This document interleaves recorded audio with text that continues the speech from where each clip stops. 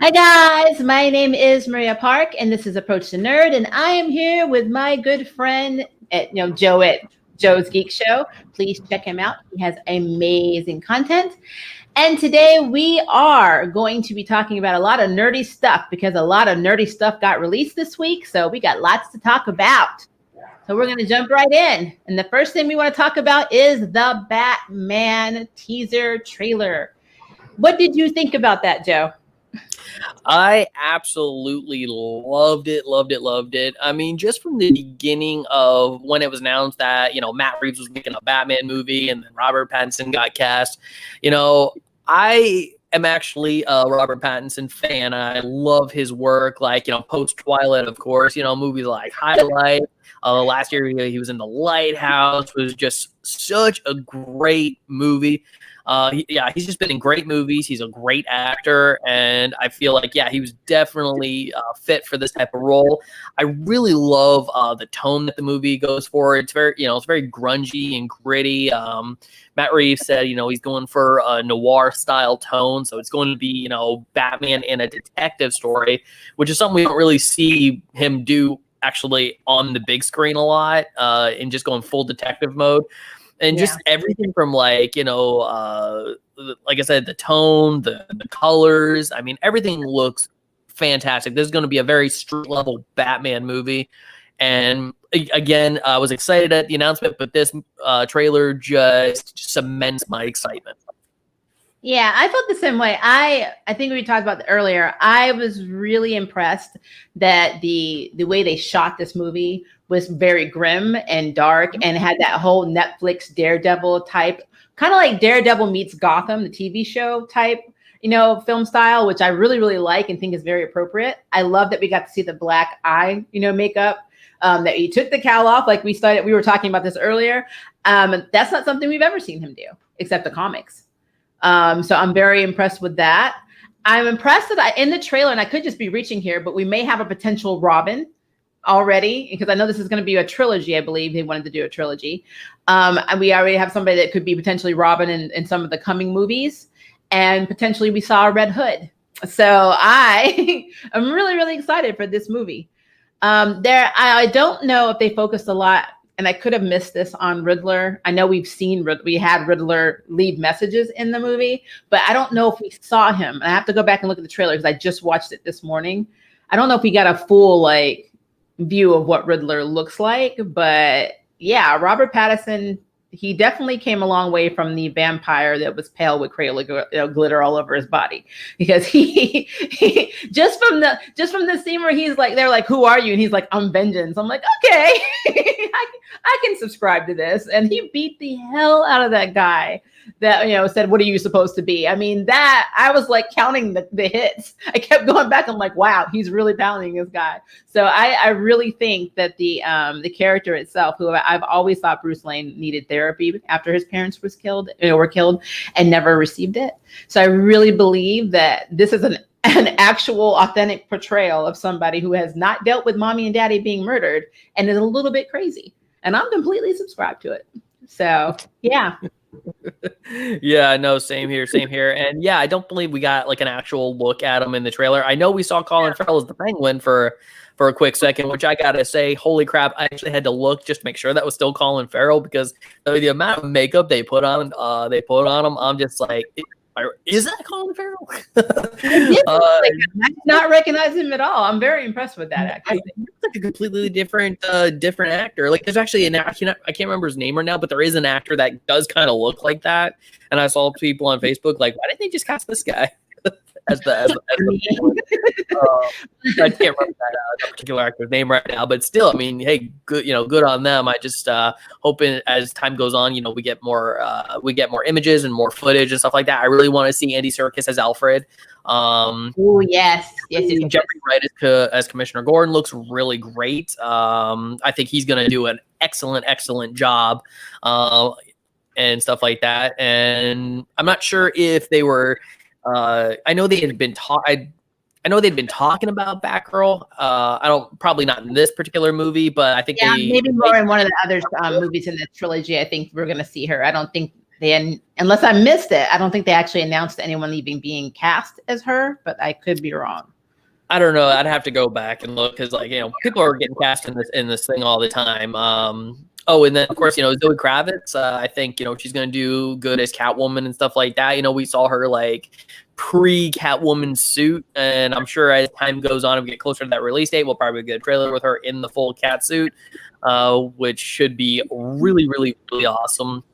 But yeah, I mean, there was just really nothing about this trailer that made me go, I'm worried about this. I love the whole vibe, like the fact with the Riddler being one of the main villains and stuff like that. He himself, like, I mean, the way the trailer was portraying the Riddler's essence, I was like, is fairly creepy, which shows that obsessive compulsive nature that God forbid. I mean, I love Jim Carrey, but to me, that wasn't really the Riddler. That was Jim Carrey being Jim Carrey, who just, left a bunch of riddles here and there. Yeah, it was like The Mask, his character in The Mask. It was almost the exact same portrayal when he played the Riddler.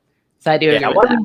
I mean, save for Jim Carrey. Jim Carrey pretty much played the same role in every single movie he was in the 90s there.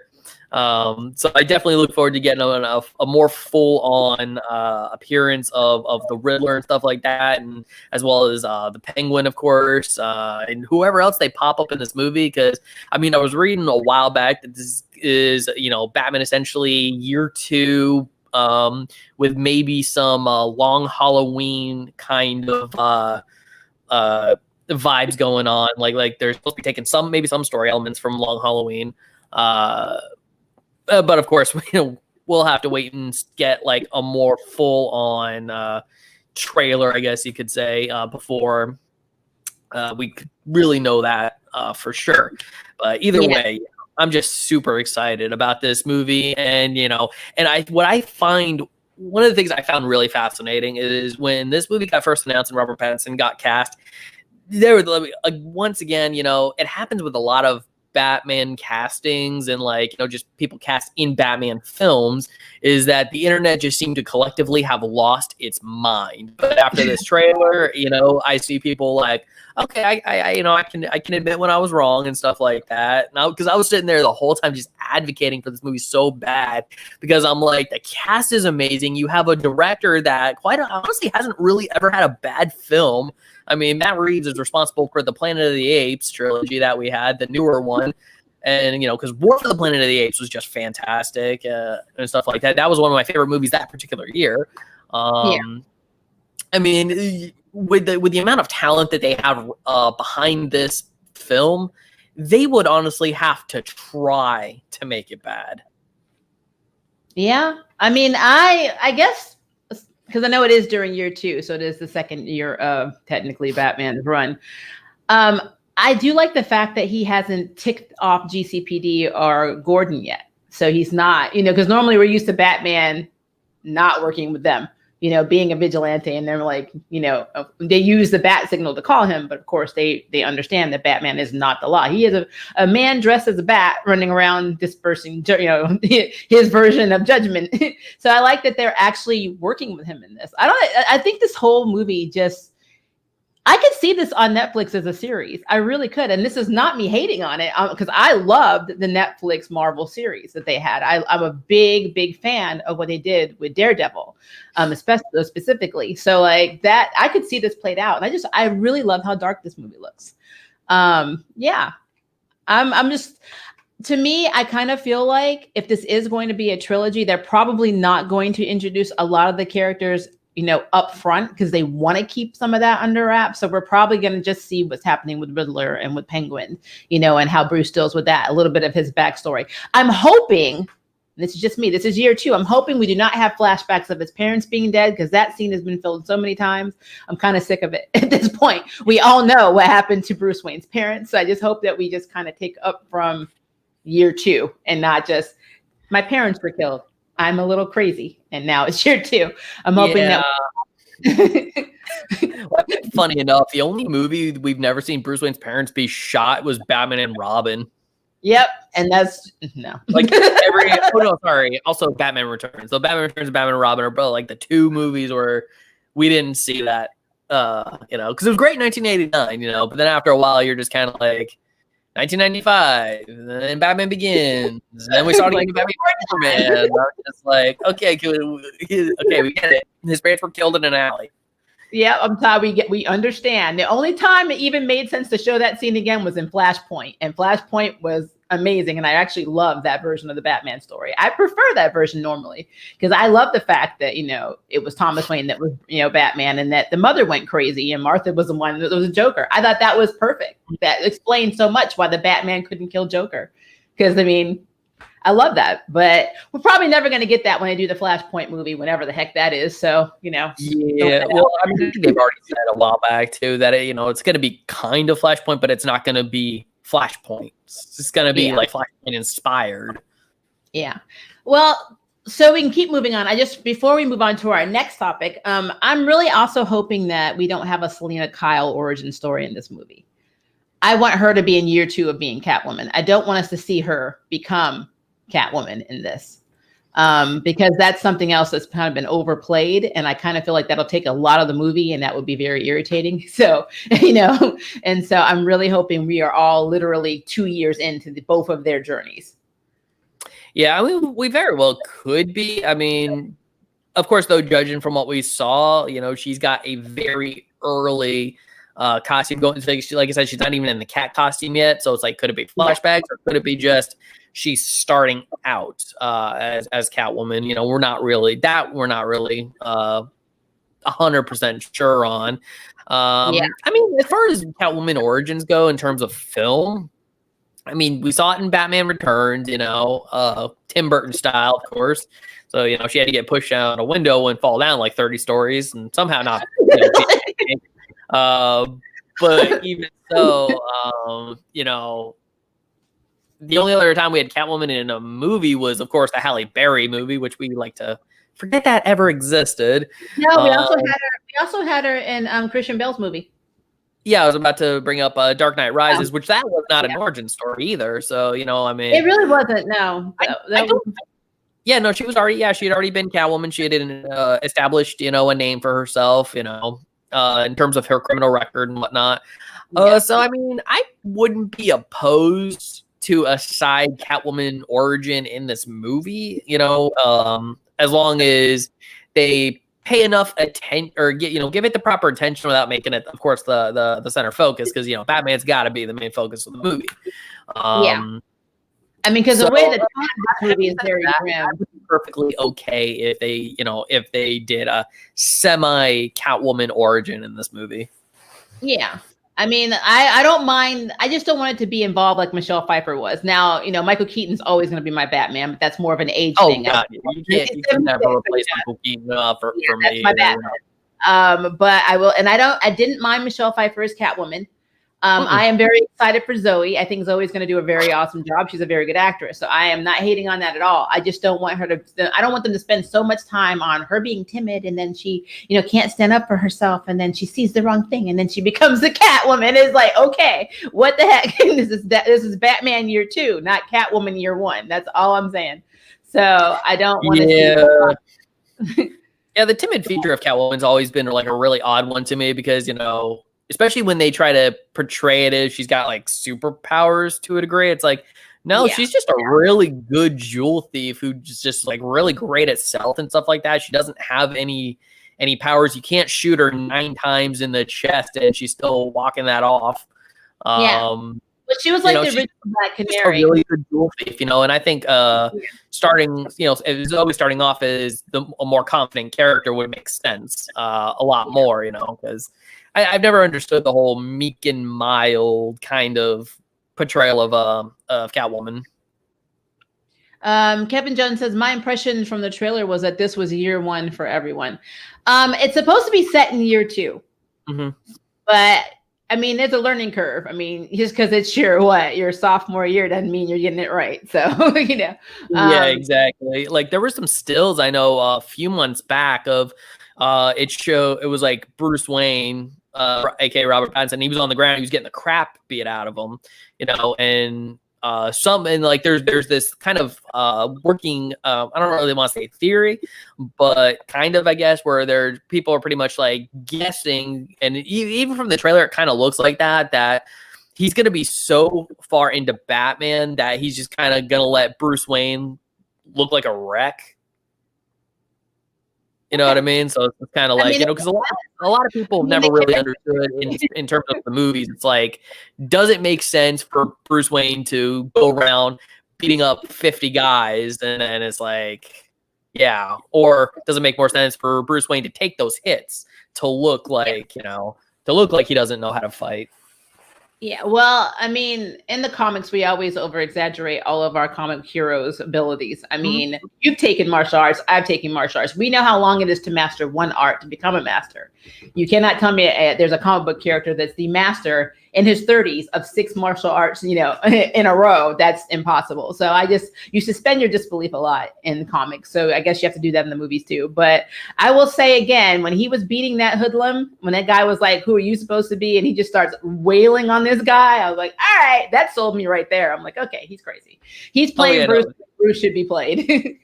I did like that too, because it was like, I mean, it wasn't just the punches. It was the fact that, I mean, he grabbed his wrist. He did not let go. He just grabbed him. He's like, pop, pop, pop, pop, pop, pop. I'm just like, yeah, I mean, as far as realism goes, sure, that looked preted good.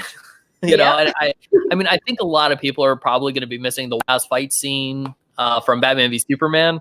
Since we're going back to a more realistic setting, because I will say, Ben Affleck, that was definitely more comic book in terms of portrayal.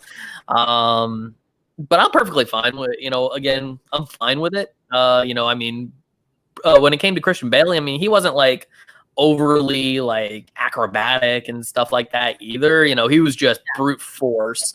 And that's what it looks like Pattinson's going to be. He'll probably be able to do like a little bit, but I mean, the fact that this is also a pretty bulky bat suit, he's most likely going to be fairly limited in terms of his movement capability. So he's going to, obviously going to be going for more just like power than anything else. It's just like punch them until they're down and they don't get back up. And, all the other clowns surrounding them were probably just like,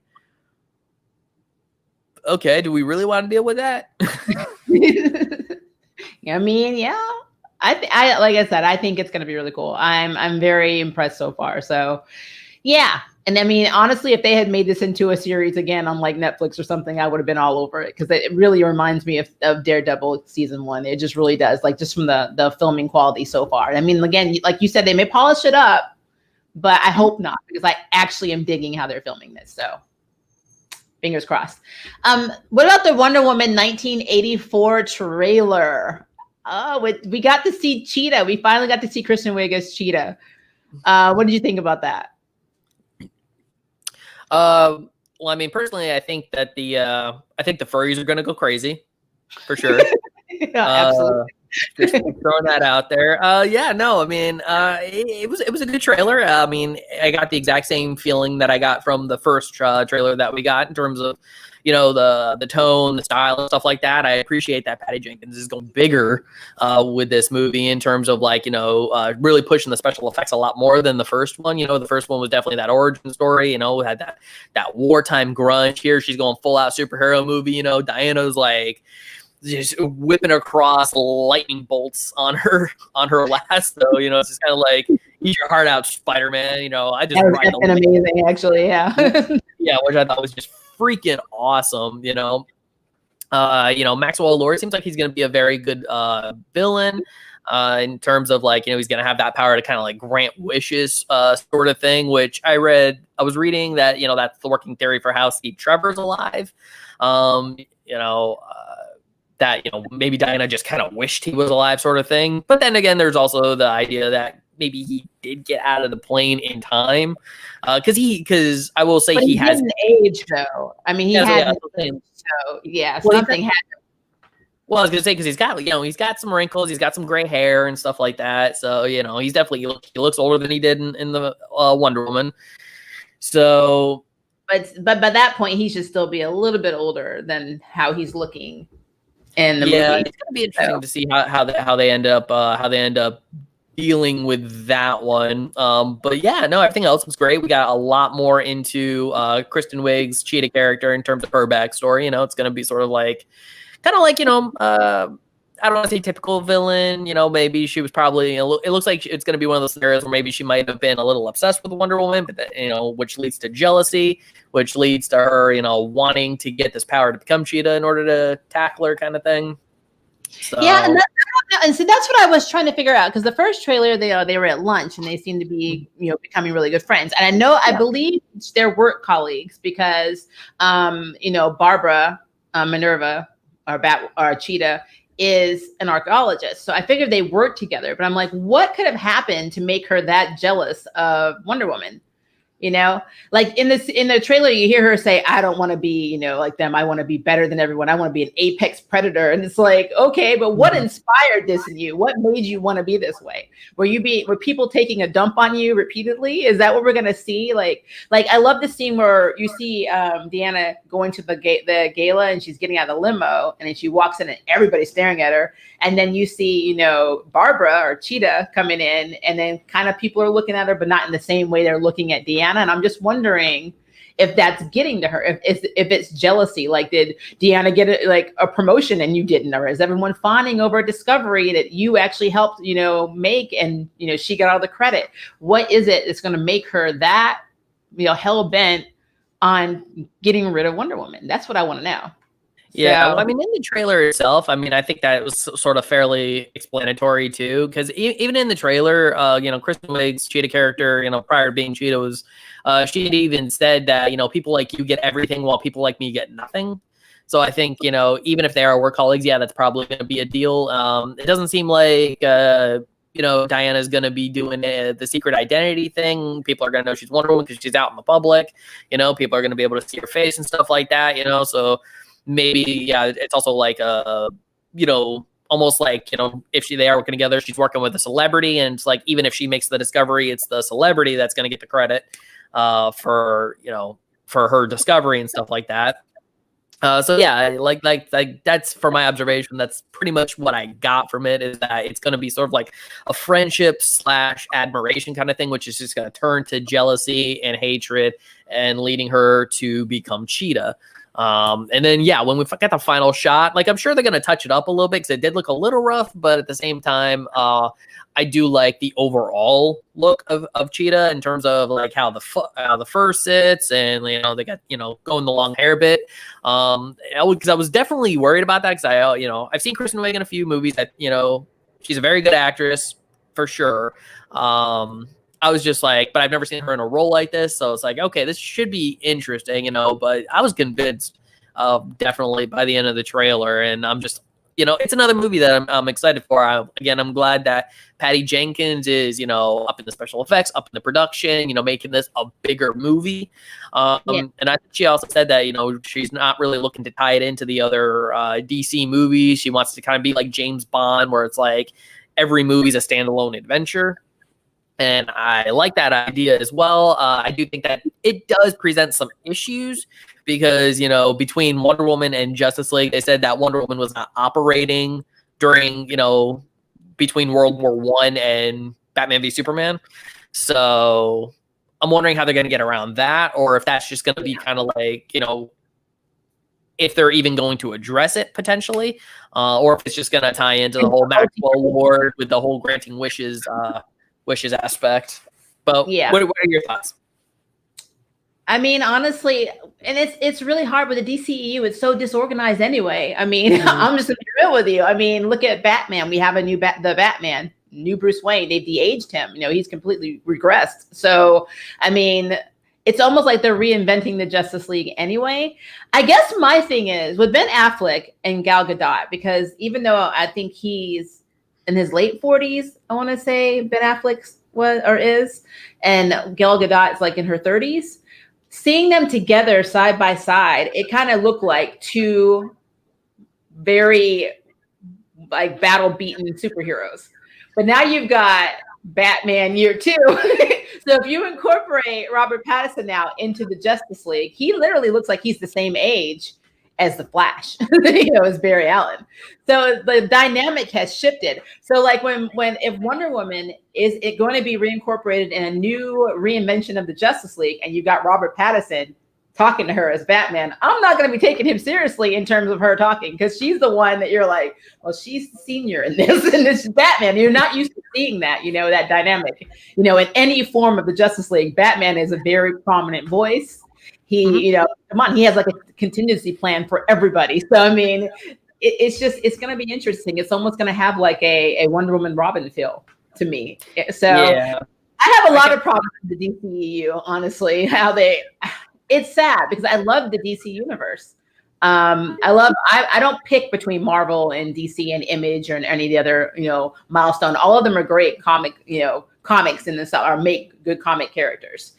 I just think that the DC struggles with movies, and it's just really sad. I mean, I don't mind their TV shows for the most part, except for recently in CW. But yeah, I don't know. There's a lot of problematic things, just put it that way, that's, the DCEU has.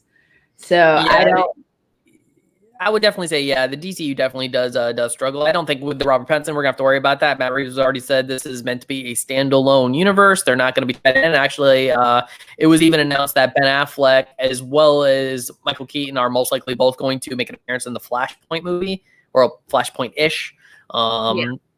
So I think especially if the Justice League Zack Snyder cut does well enough, they're gonna try to hang on to Ben Affleck in terms of the DCEU, because I've always said, one of the biggest strengths to the DC universe is the multiverse, and stuff like that. Is the fact that they can have multiple versions of the same character, because for years they've tried to avoid that as much as possible. Let's not, if he's on the big screen, let's not have him on TV. Make sure there's only one actor prominently in that role. But we're definitely going to be seeing here in the next years that maybe DC's finally maybe going to be accepting the idea of the multiverse. We saw, even though I really hated Crisis on Infinite Earths on the CW, the whole filler with Grant Gustin thing was still interesting, and it does leave me to hope that, okay, it looks like that they're open to the possibility. So if they can do that on the movie end too, and let there be multiple Batmans, let there be, that Justice League DCEU characters, but then we can also have our standalone film characters to still tell very intricate stories and stuff like that. If the director's like, I have a vision that's going to be completely artistic, it's not going to be the manufactured cinematic universe that, say, the Marvel movies have lately got into. And also, I wouldn't also be opposed to, even at some point, DC just saying, okay, well, maybe we don't need a cinematic universe right now.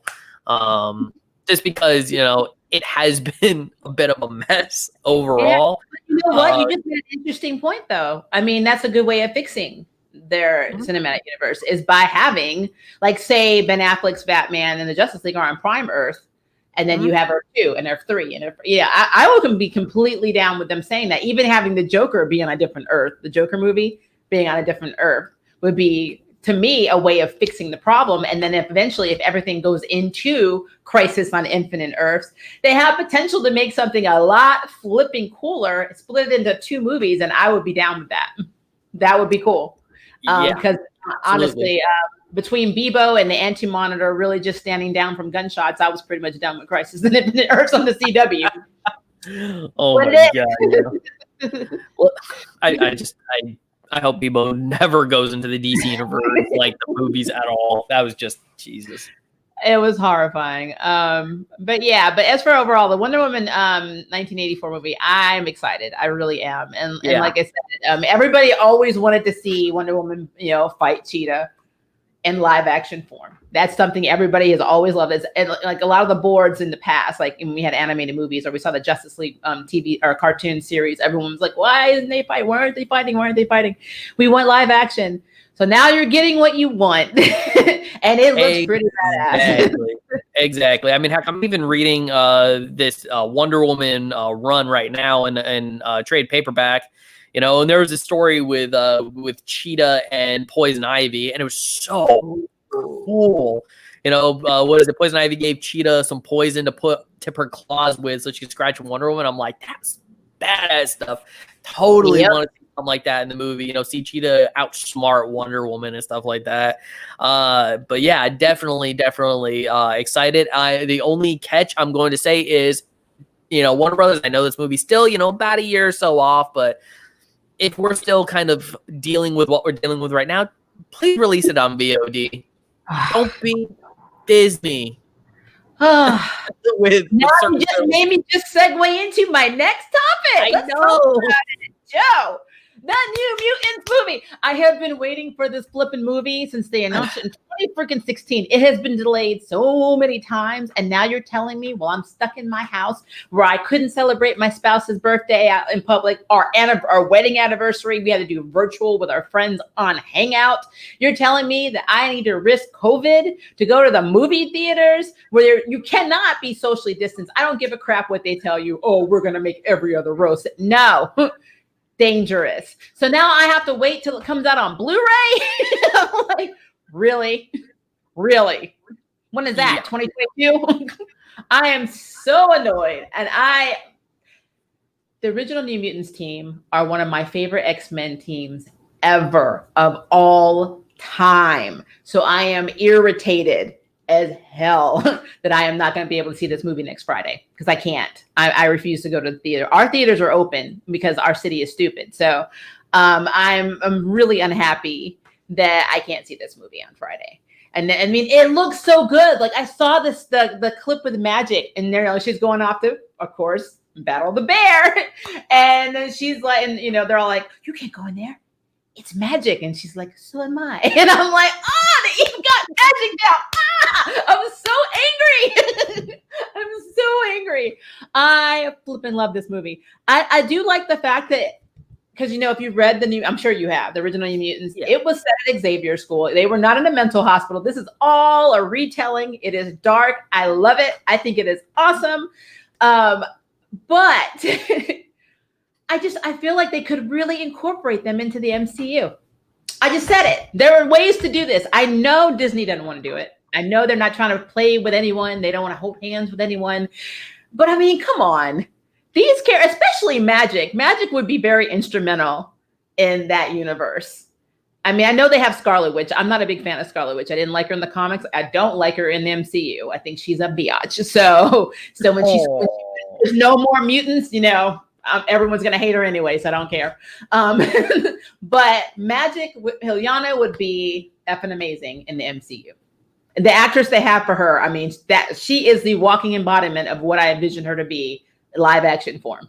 So I'm very irritated. I love like most of the casting. I know there's a lot of controversy on some of the characters casting, but I really, really like Rainey, and I think Danielle Moonstar was done well. And I just really, really think they did excellent with Ilyana. So yeah, I'm irritated. So thank you. Had to throw that out. No problem. Well, I'm sure Disney says we understand, because I know even for myself, yeah, I'm fairly irritated as well. You know, because like our theaters are mandated to stay closed. So even as this movie comes out here on the Friday, the 28th or something like that, next Friday. Yeah. Well, technically next Thursday. Yeah, it's like here in Anchorage and stuff like that, here in Alaska, it's like even if you were the type of person, if you were in the camp of I'm not afraid of COVID or I don't believe in COVID, whatever, we couldn't go see it anyway. And even if we were able to, theaters are still going to be operating at half capacity. So tickets would probably go out fairly quick anyway. And I'm sitting there thinking to myself, yeah, why not release it on video on demand? It makes sense. Everyone else is doing it. Bill and Ted 3 is coming out on video on demand. And I'm like, if they can do it, why not New Mutants? We've been waiting for the New Mutants. That trailer dropped in 2016? The original teaser, and then we were supposed to get it, 2017, 2018, 2019, just kept going pop, pop, pop, pop. And it's We're just like, on the I'm tired fourth release date now. yeah, it's like I'm tired of waiting. I want to see this movie. And the only thing that I can fathom, the only the only way I can ration this in Disney's ideas is they just want the movie to tank. They just want the movie to tank so they don't have to dedicate themselves to any sequels, so they can continue to wash their hands of the Fox X-Men film universe.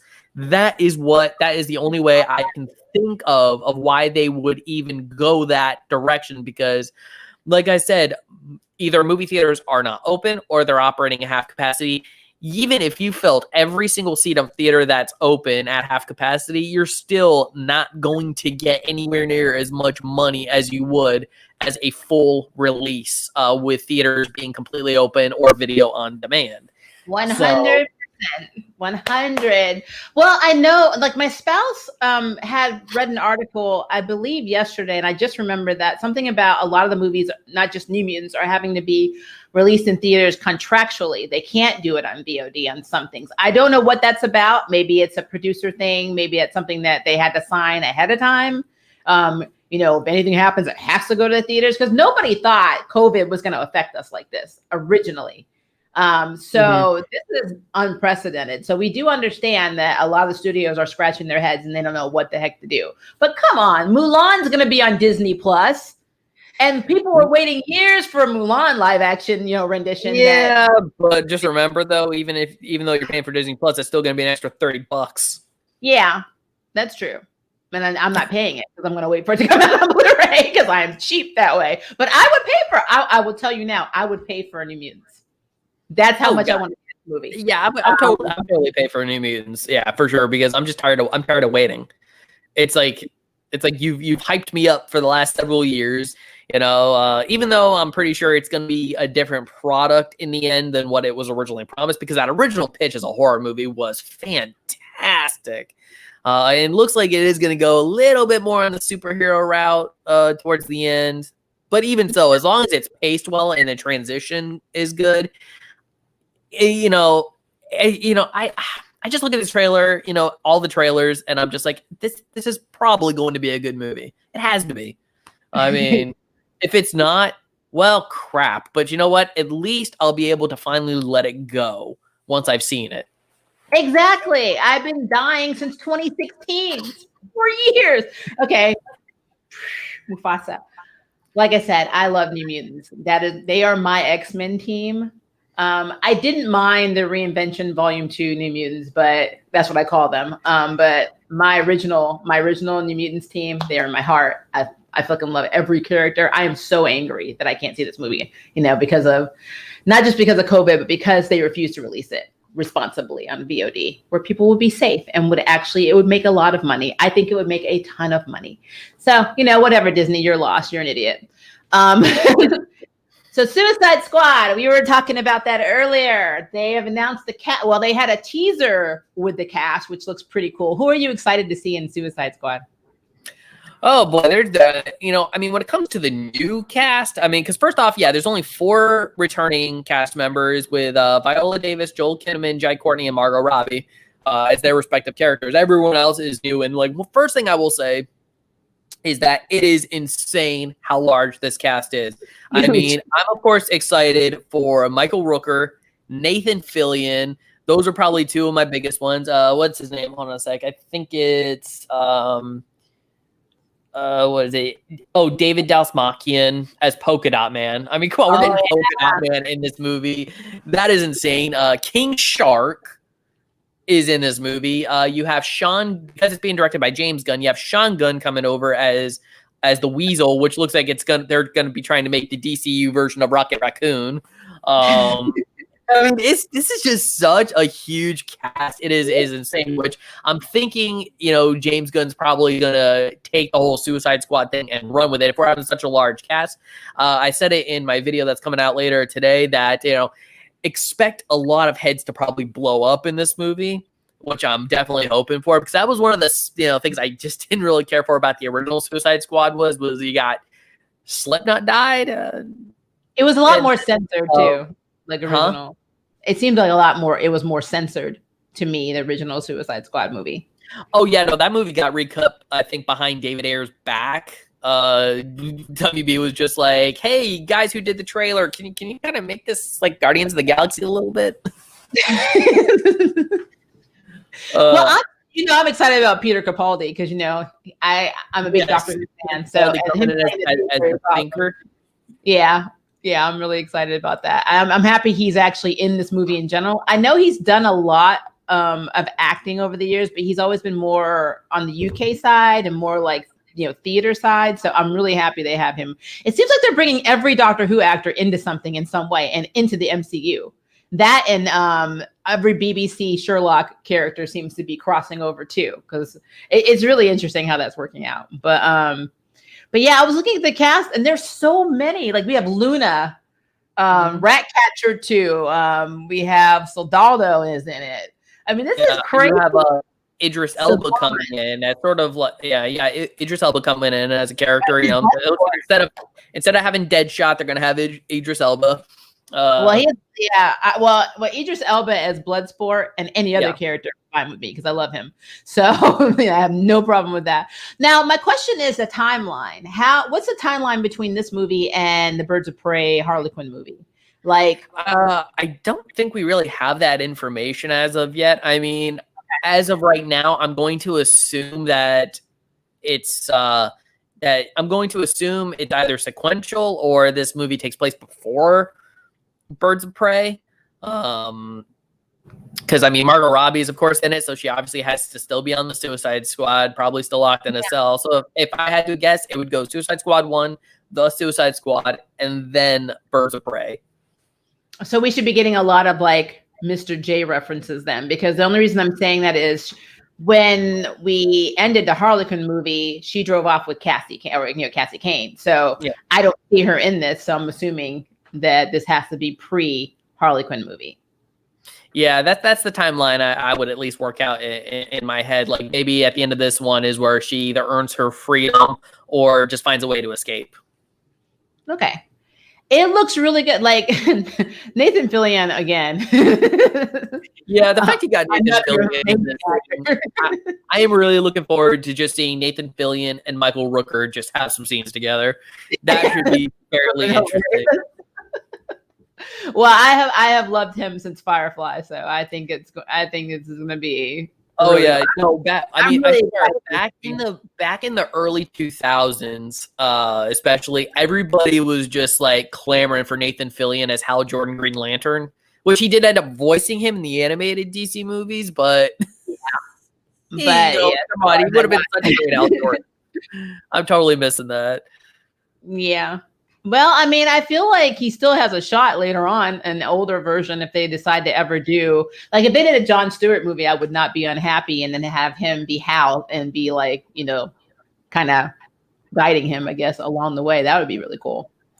But that's just me throwing that out there. I don't know if that will happen, DCEU, because you're still trying to get your crap together. So, Yeah, I mean, I know they're supposed to be working on a Green Lantern TV series for HBO Max, but, Yeah. I saw some stills. Well, my feelings on Green Lantern, like we had Diggle in the CW, Arrowverse, actually find. I'm assuming it looked like he found the ring. It was shining. It was green, and his family is moving to Metropolis. So for me, the logical next step would be when they do their Superman, Lois, whatever the show is called, to incorporate Diggle into that universe as the Green Lantern. That would make sense, and honestly, would make me want to watch the show more, because right now I'm kind of on the fence. I like Superman, but I'm not really digging what they're doing with Superman in the Arrowverse. They made Superman very pathetic, especially in Crisis on Infinite Earth. You basically have told me that none of the Supermans were good enough to be in Crisis, and then your whole planet of Kryptonians were worthless. Someone's going to blow them up in the beginning. So, yeah, I really need to have something that's going to motivate me to watch that show.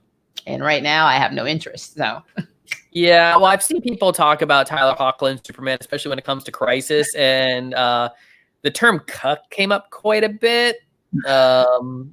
Just because, I mean, especially Lois was just like all over every other version of Clark Kent that she came across. She was just like, oh, it's like, not going to look at your own husband like that? Yeah, she's like calling Tom Welling Smallville Clark buff. She's like, "Whoa, check him out." You know, what is wrong with you? Like, I know. It's like she seemed. She seemed vastly more attracted to every other version of the character of Clark Kent she came across. And I'm just like feeling so bad. I'm like, oh man, you poor guy. I'm like, dude, step in, be Superman. Don't let your wife be, you know, punch somebody. I don't know. I don't know, but Brandon Routh Superman, I would have been down. Superman. But think about that, having Brandon Routh reprise Superman and having his wife, who played Nora in Legends, be Lois Lane, and then making a TV series in his universe with Kingdom Come Superman, I would have been down. Well, I guess not. We really couldn't have done Kingdom Come, but like done another, you know, rendition of Superman from his universe. That would have been cool. Get rid of this whole silly Jason, you know, son Jason thing, all that stuff, which never made sense to me to begin with. You know, because I love the original, you know, Superman movies, and I know for a fact that that's not even possible. So like her having that baby and being Kryptonian was not possible, or half Kryptonian. So that is a major plot. It happened in the comics, you know? No, that happened in the comics, but in Superman 2, when he went into the machine and then, you know, basically made his Kryptonian DNA inert, and then he went and had sex with her, and then her baby comes out later as being half Kryptonian. I'm like, even if it had the DNA, it should not have been active. And then if that's that's the interesting. Well, see, that's the interesting thing, because it really depends on which cut of Superman 2 you watch. If you watch the original, I think it was like the original Richard Donner cut. The Donner cut, yeah. They slept together before he went into the machine, but in the Richard Lester cut, they slept together after. So really, I think in that case, it really does just depend, because everything that I saw in Superman Returns really pointed to Bryan Singer more so looking at Richard Donner's version as the true Superman 2 over the Richard Lester version. I'm really glad if you go from the Donner Superman Returns, it makes a little more sense. But if you go from Lester to Superman Returns, yeah, it doesn't work quite as well, you know. But also, even if and I've always said this too, even if it made sense in terms, even if you went with the Donner cut and stuff like that, I still think it doesn't make very much sense, because Superman is probably the most responsible person in existence, more than likely. I would think they would be very safe. They would plan. we can't even talk about that, because if we're really thinking about it, if you remember in Superman 1 and they were holding like a string of his hair up by like 2 tons, then his sperm would have killed her. I'm just putting that out there, but you know what? It's fine. If the Donner cut is on point and true, she should be freaking dead. So, you know, that's just my opinion. But even Jason aside, which it's just really weird to me. Especially him having all those health problems. I mean, this is Kryptonian, and that part made no sense whatsoever. Like, it makes sense if you take a Kryptonian and put him on Earth and he starts wheezing because he's trying to get used to the atmosphere and all this. But, you know, Jason in Superman Returns was half human. He was biologically made for Earth. Yep. So that makes sense. It shouldn't have been a thing.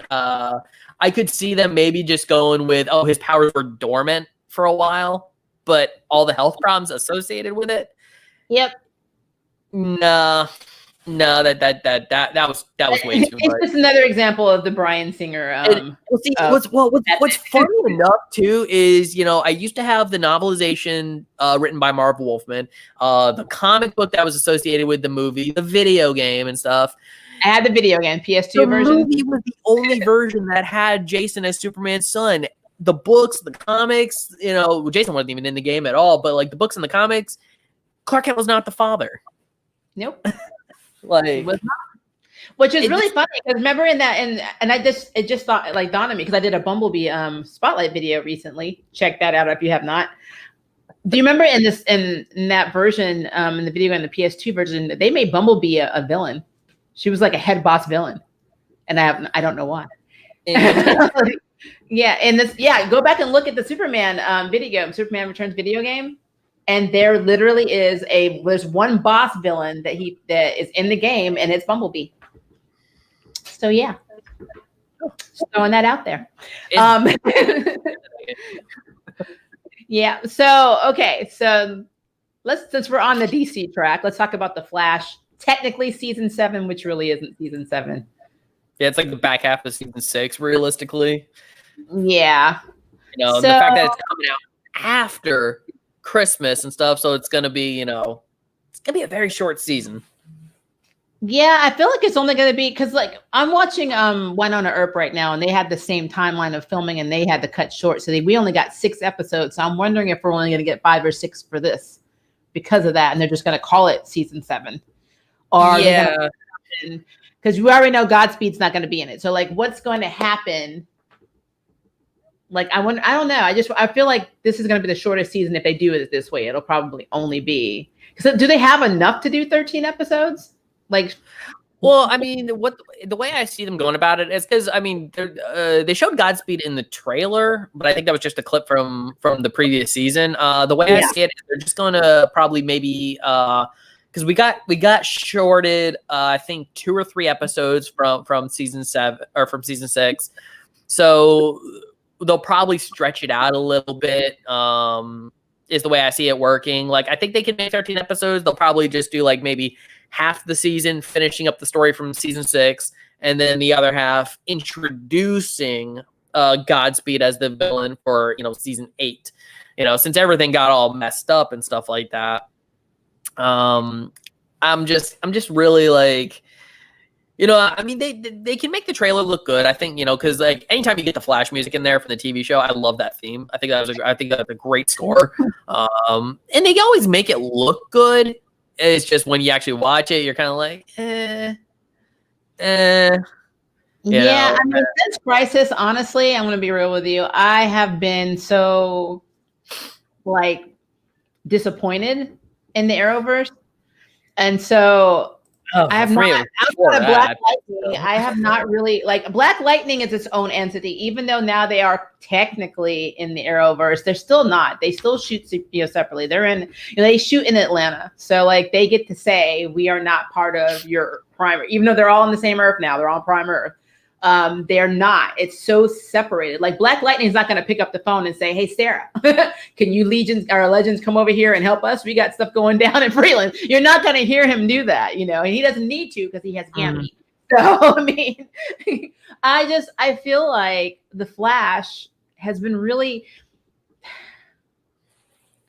like I guess how they've been handling some of the really cool villains of the Flash universe has really kind of put me off. Like, I think we were talking about this earlier, like how you were like, wow, it was a really interesting take on the Thinker. And I agree with you. It was very interesting.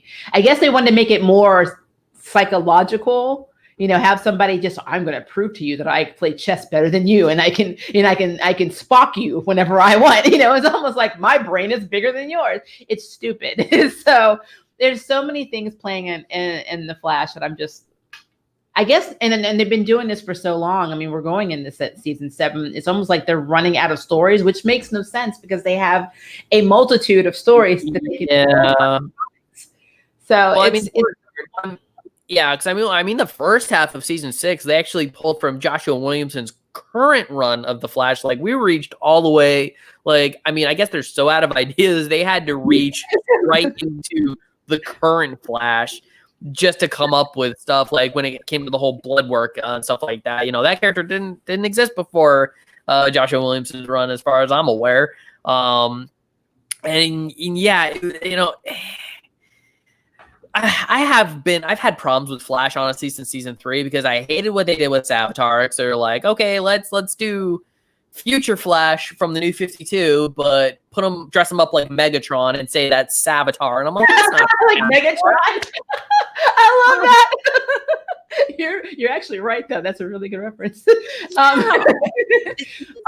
did not work. I did not like what they did with Savitar. Like I said, the Thinker was interesting, I guess, but it's like they don't learn. Like, I'm a big Smallville fan, but come on, Doomsday was not a human being. I will be right back. I have an infant that is crying. Okay. So, guys, I'm really disappointed in what's happening in the Flash. And I've been reading your comments, so I don't want you to think that I'm not paying attention. So let me go back. I'm going to start from the bottom, though. It's a lot easier for my old eyes.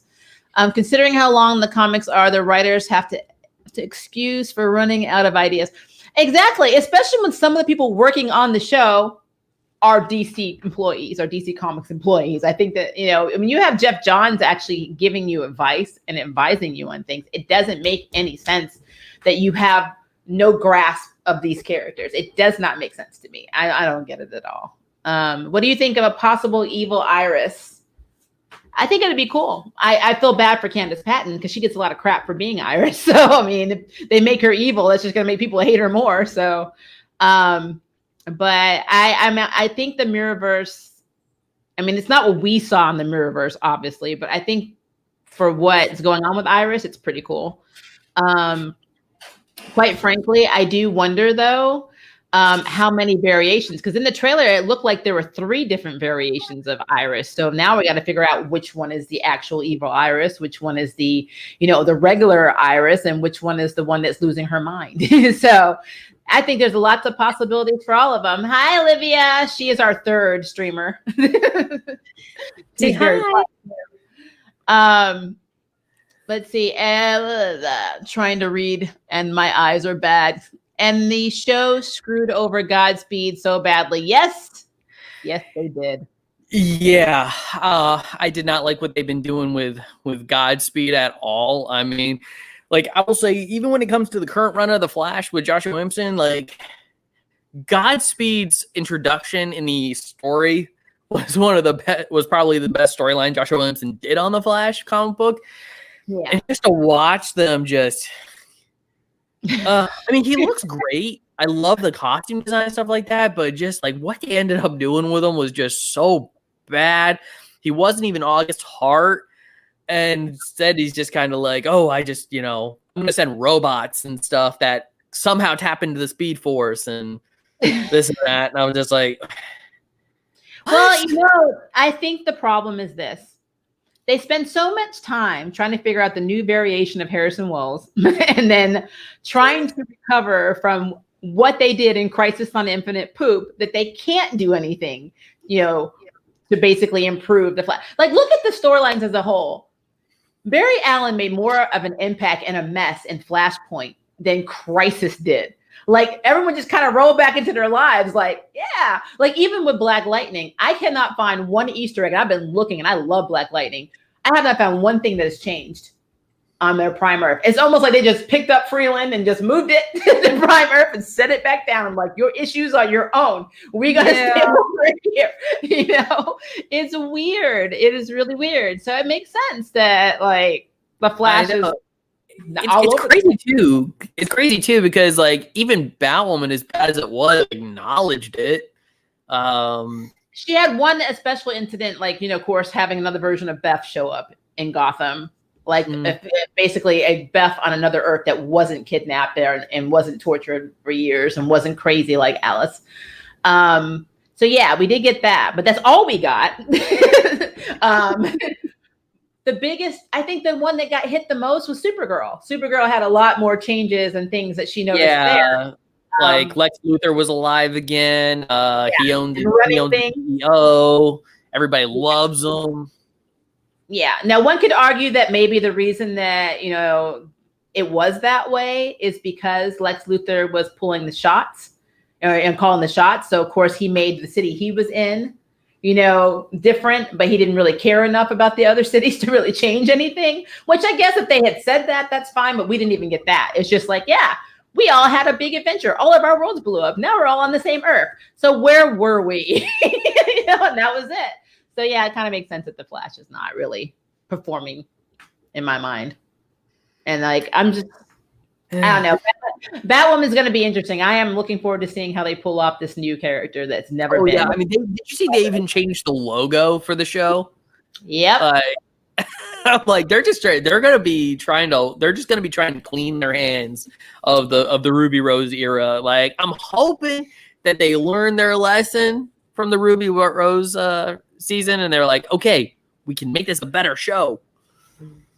Yeah, well, they're all. I mean, and I don't know if they've even started filming the pilot because I mean, with COVID, I know some productions have gone back. Like someone said, show is now. Batwoman isn't supposed to air like Flash not till 2021. Actually, I don't think any of the shows are coming back till 2021. So yeah, Black Lightning I think is definitely coming back in spring of 2021. All is going to be so boring. It really is. All our shows are gone. This, like I said, this is unprecedented. Like I was looking at some of the shows that I review, and I'm like, this is crazy. I'm having to like look at Netflix shows to review because there's not a lot. Like I have Winona Earp, but there really isn't a lot. Like I've been checking out like I'm doing a Dragon Prince one right now, a Dragon Prince review from Netflix. Yes, it's animated, but it's actually really, really good. So I'm gonna do my review on that. I just saw a crazy, stupid show that had what's his name? Keenan Hardison, I think his name is. He played Dwayne in Different World, and he's in this show called Teenage Bounty Hunters. I thought it was gonna be stupid, but I actually ended up binging it, and it was pretty good. So it had stupid elements, but it was pretty good. And I know that Lucifer season 5 will be on my list. But outside of that, I heard that skyrocketed, I think, to like #1 this past weekend. Of course, Lucifer is a very good show. I have to watch that one alone though. I usually watch all of my series with my spouse, but River never saw season 1. So yeah, I'm gonna be doing that one my like solo, or maybe with one of my co-hosts. I think Jam. He's a huge not Jam. Groove is a huge Lucifer like fanatic. So I think I might do a video with him because he is everything I don't remember about Lucifer. He could fill in the blanks. So Lucifer is definitely a show that I definitely am going to be reviewing. I just have not started it yet. So, but yeah, lots going on. But yeah, the CW, the Flash season 7. I couldn't even tell you what's going on in Supergirl. I'm gonna be real. I think I checked out the first episode after Crisis, and then I tuned completely out. So I am completely behind on Supergirl's world. Yeah, I didn't even get that far. I honestly haven't watched Supergirl since the middle of season 3 is when I officially checked out because I was just like, good Lord, this is so bad of a show. And like all I really do is like other CW shows, I catch the highlights, usually from people ranting. There are a lot of rants. Trust me, nobody ranted as much as they did in Batwoman, though. Batwoman got like a lot of hate. Like, yeah, a lot of hate. Ranters for Batwoman, which were arguably better than the actual show. Yeah, and, you know, I'm kind of on the fence because I didn't hate it, but I do see a point of view of why you wouldn't like it. I mean, especially with Luke Fox. Luke is nothing like he's portrayed in Gotham. Except when we were on Kevin Conroy's Batman's Earth in Crisis. That Luke was a Luke we knew in the comic books, but not the one that we got in the series. He's supposed to be more like, I call him the Black Felicity. That's what he is. That's his whole role. He is literally verbatim. Like, he's not even Mr. Trippett. He's literally the Black Felicity in male form. Yeah, they wanted him to be. They wanted Lucius Fox essentially. For the show. And I'm like, and I'm sitting there thinking to myself, like, I remember when Luke Fox first came out, I'm like, what did they do to this guy? He was, the guy was ex-military. Very tall, very buff, still technologically proficient. Yeah, I mean, he snapped somebody's wrist when they were talking crap to him at the drugstore in one of the comics. Yeah, that's not something we would ever do in this show. Yeah, I mean, I had heard a rumor. I don't know how true it is. I had heard a rumor that the reason they did that in the first place was because they didn't want, a 6 foot tall, muscular, black dude doing a better job at protecting Gotham than Batwoman. It was just kind of more like a, they wanted her to look better.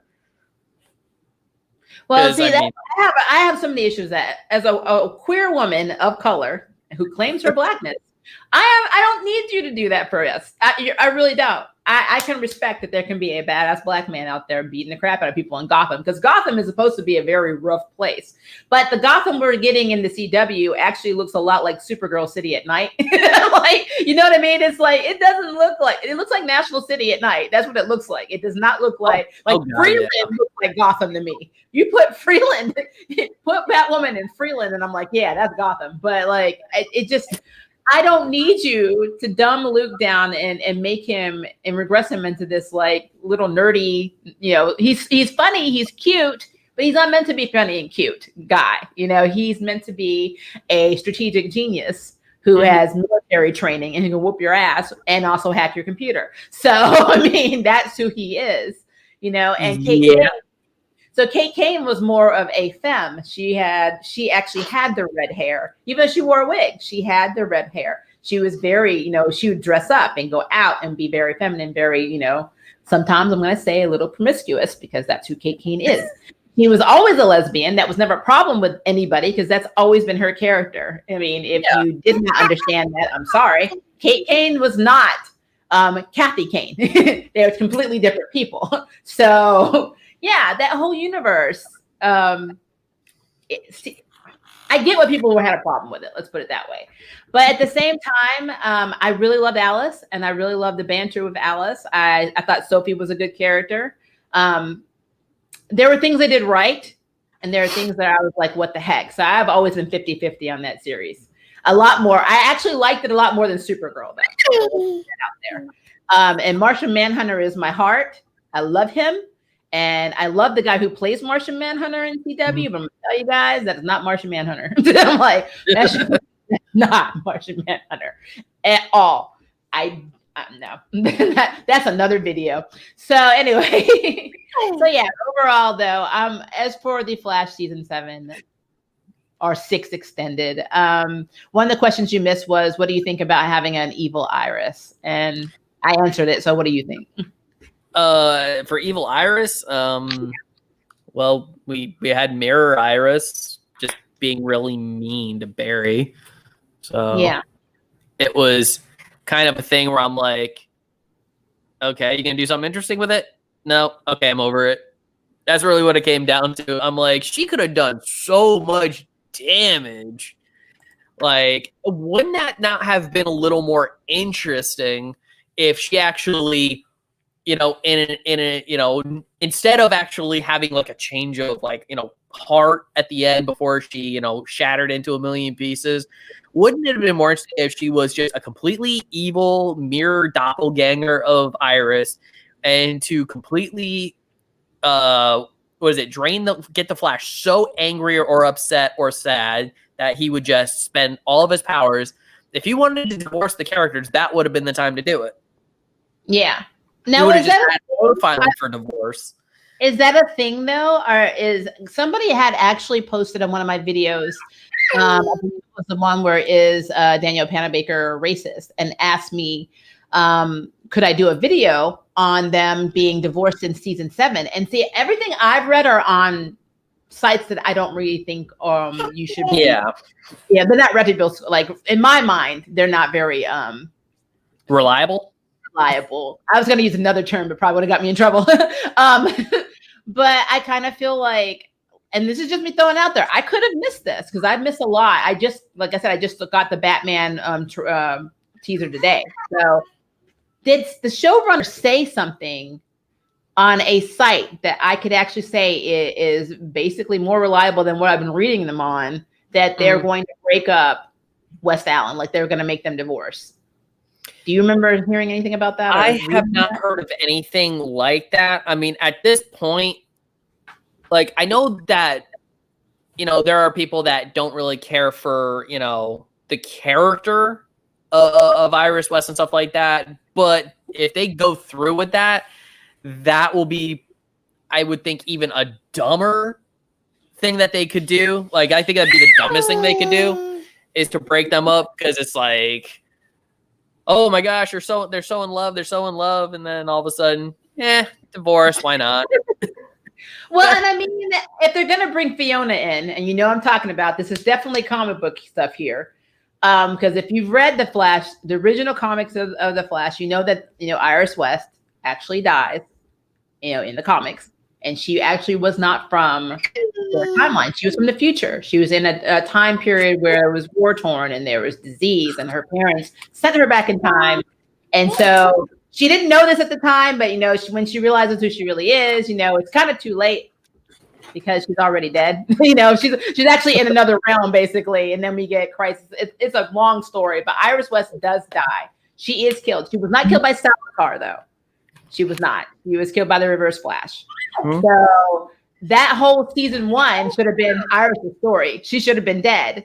You know, and then they have rebooted their story a million times, especially in New 52. So we do have Iris back because of, you know, all the reboots and stuff in DC Universe. But yeah, Fiona is another character that they could potentially bring in because Fiona was also Barry's fiance at one point. So I don't know if they're going to try and do that. Throw a little, you know, I mean, the only reason I would ever say that they should ever attempt something like that is if Candice Patton wanted to leave the show. Yeah.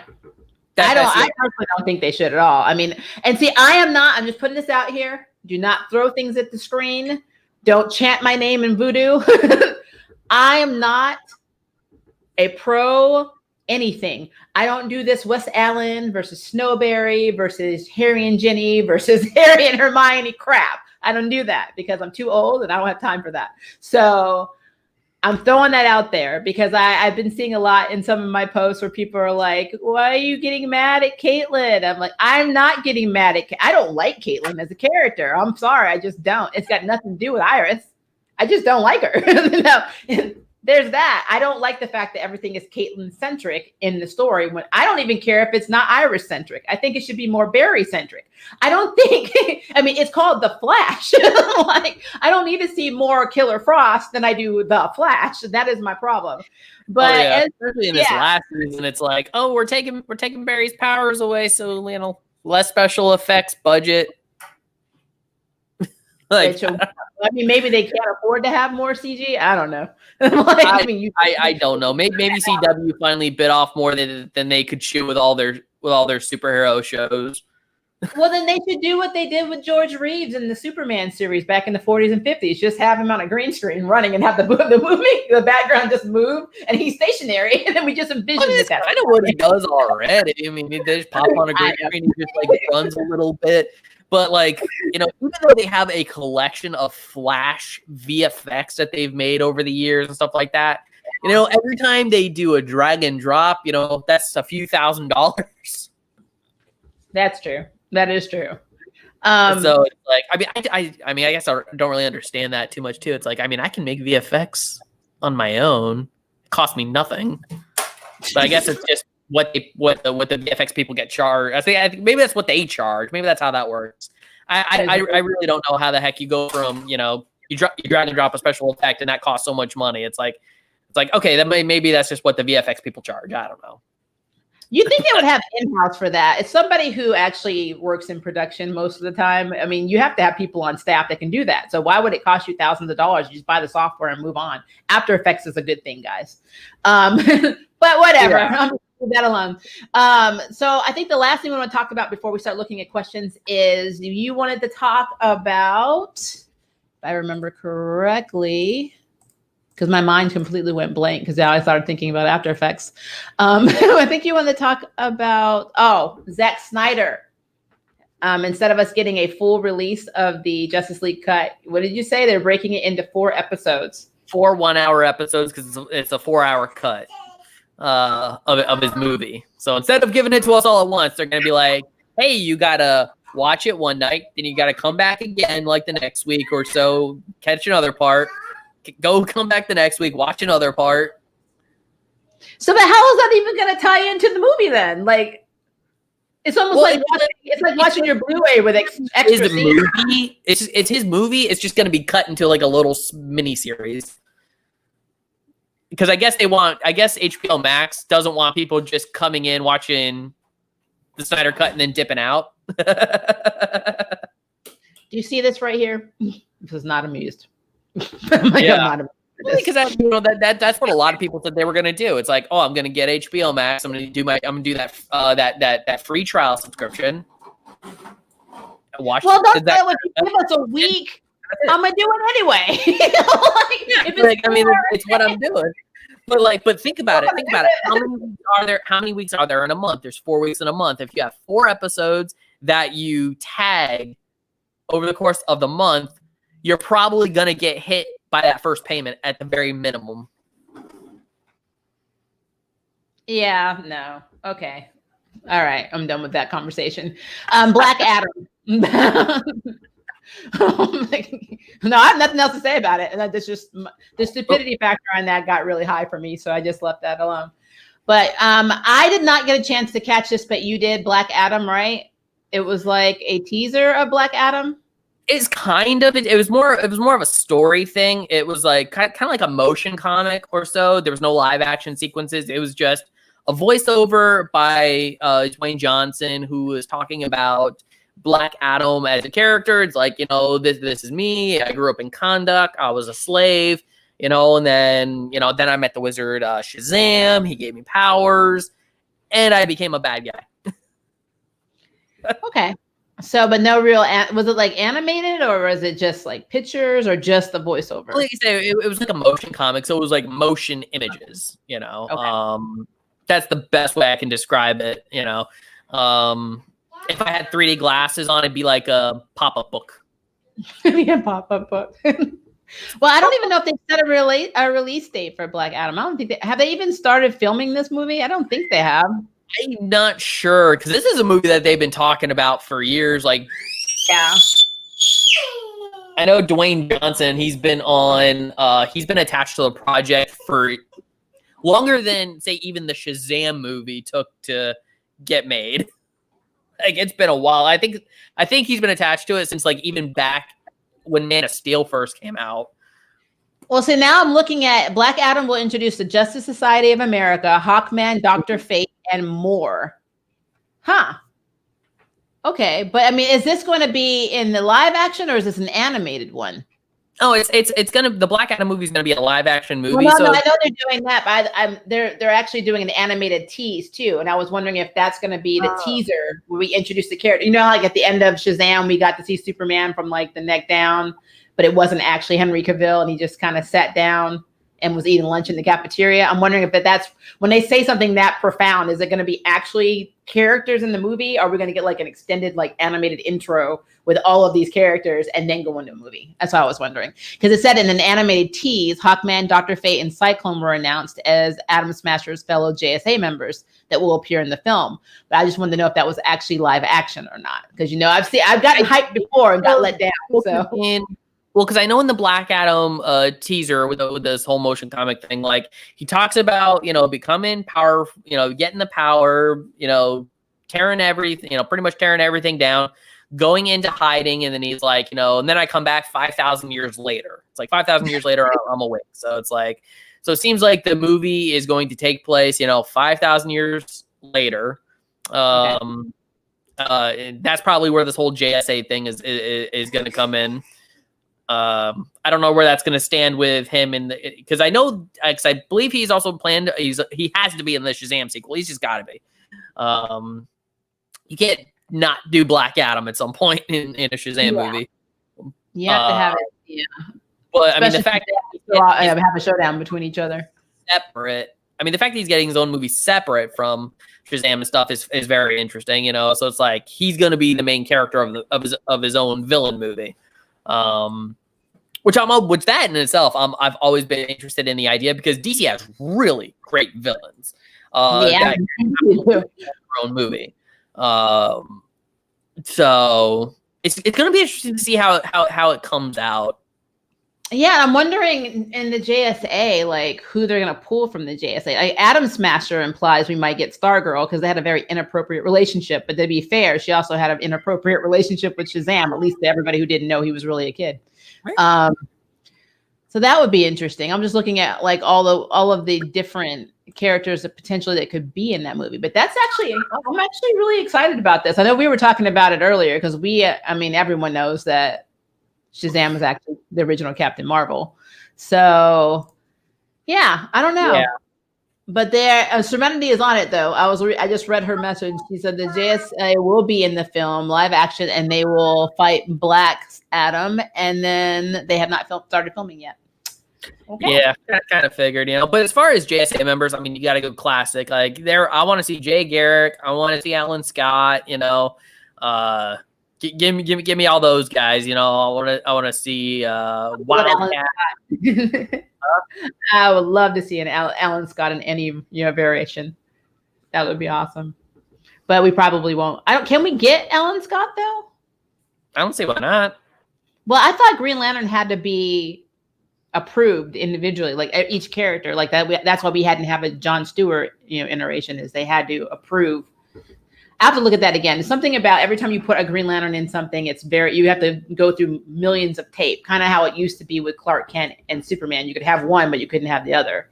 So I have to go and look at that and see if that's a title copyright issue or not. Maybe that's why we haven't had a lot of the lanterns incorporated in anything else.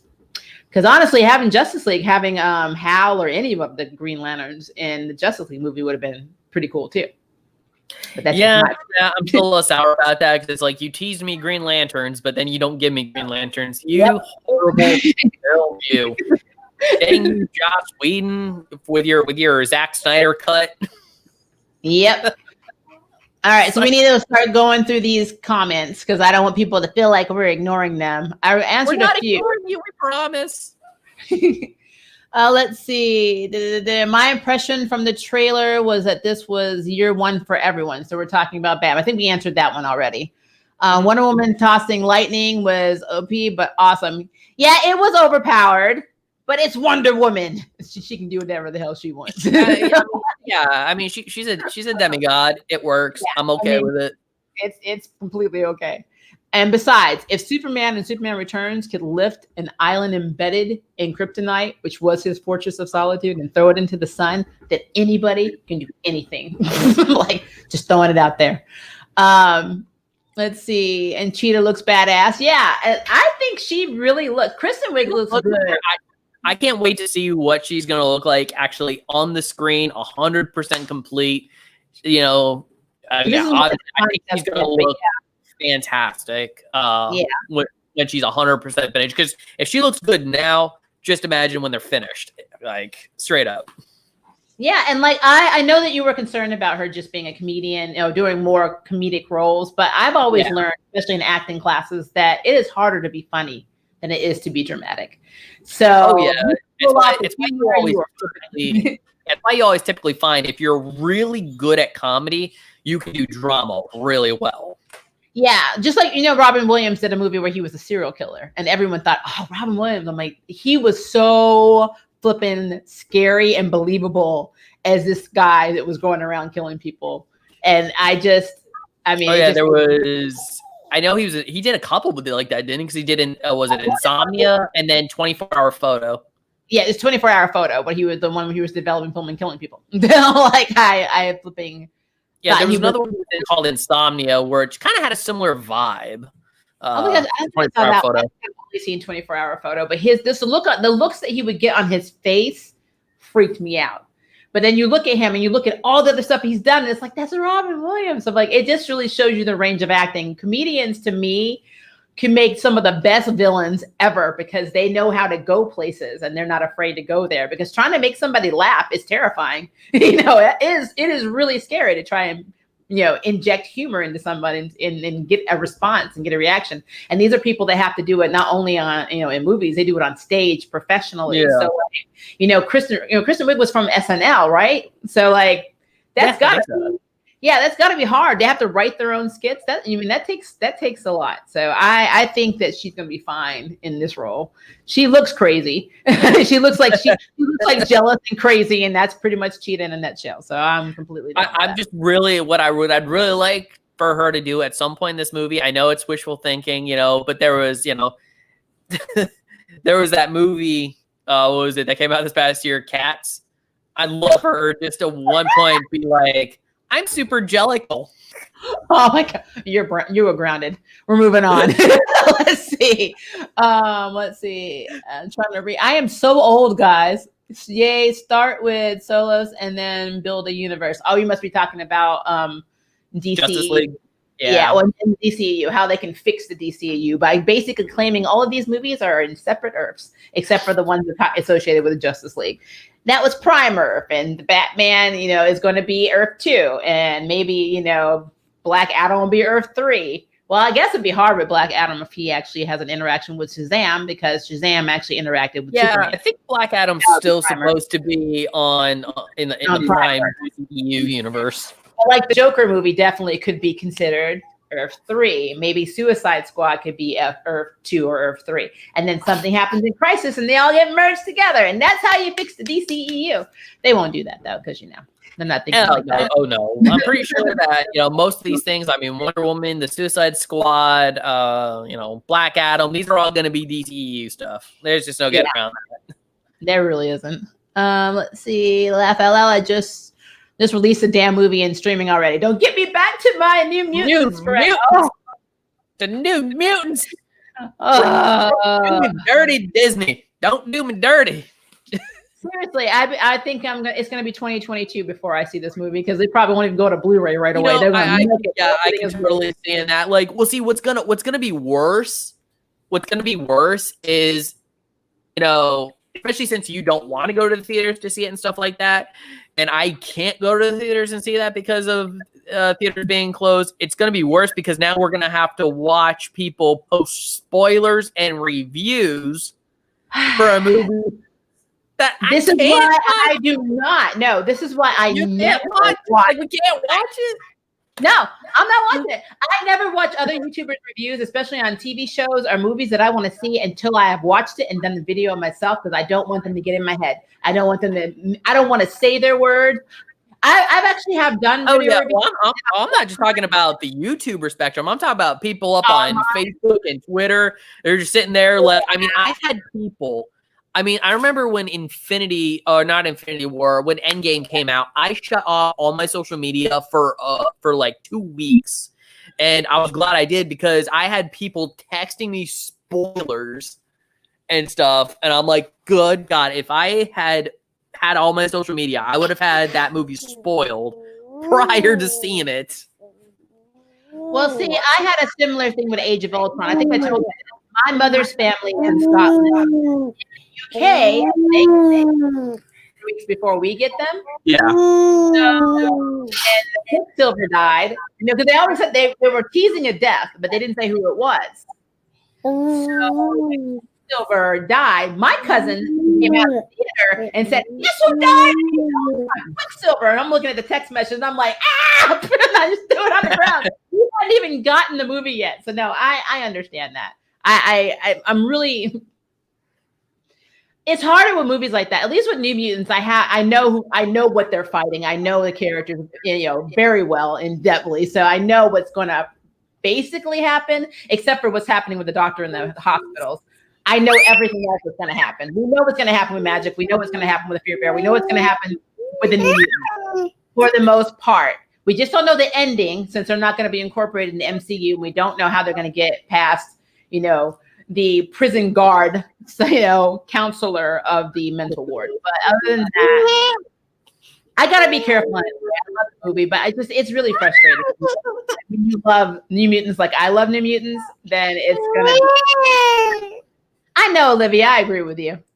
I want to see the New Mutants. Yeah, but I'm not going to risk my life in the theaters to see anything. I think that's socially responsible. So now I'm going to be looking around just to see if I see people posting reviews on it, because then I'm going to know they did it, and then I'm going to know who's not wearing a mask. Booyah! Like you're saying. Throwing it out there. Well, you already know what's coming. You already know there are people that are going to go to the theaters and stuff like that. Even though the theaters that are opening are still mandating, hey, while you're in the theater, while you sit down for 2.5 hours, yeah, you're just gonna hold a bunch of popcorn. You still have to wear a mask. Now here they're not doing that. Here they're saying that they're going to close every other row, but the only time you have to wear your mask is in the concession public area and in the bathroom. You don't have to wear your mask in the theater. That's BS, because where do people cough the most? Just saying. No, not doing it. So that's going to be, look, the New Mutants is going to equal the new COVID outbreak. Let's see here. Maybe that's why Disney doesn't want to release it widespread. Yeah, it won't go to VOD. It's so stupid, but whatever. Responsible for second wave. Yeah, let's see here. I feel you on Arrowverse and Superman. Yeah. There's not much to say about the Arrowverse anymore. Not really. Just why? Like, just why? I don't understand. I don't even think they have a direction in mind after Crisis on Infinite Poop of what they really want to. I mean, are they trying to do Infinite Crisis? Who knows? I don't know. It's at this point, the CW Arrowverse is basically the Titanic. It's going, you know, it's going ass up, and it's about sad. It had so much potential. I mean, Crisis had so much potential, but I mean, you literally segued all of these people, you know, the guests from past series into it that you just basically spotlighted for a total of 30 seconds. It's dumb. So whatever. But I will say this: seeing Kevin Conroy as old Bruce Wayne really, and I said this in many videos in the past on my channel, has really made me want a Batman Beyond movie even more. I really want a Batman Beyond movie. I've wanted a Batman Beyond movie for years, and they're not delivering. Like I would say 99, if not 100% of people would not love a Batman Beyond movie. It's the one movie that we've been clamoring for, and WB's just kind of like, hey, did you hear that? They want a Batman Beyond movie.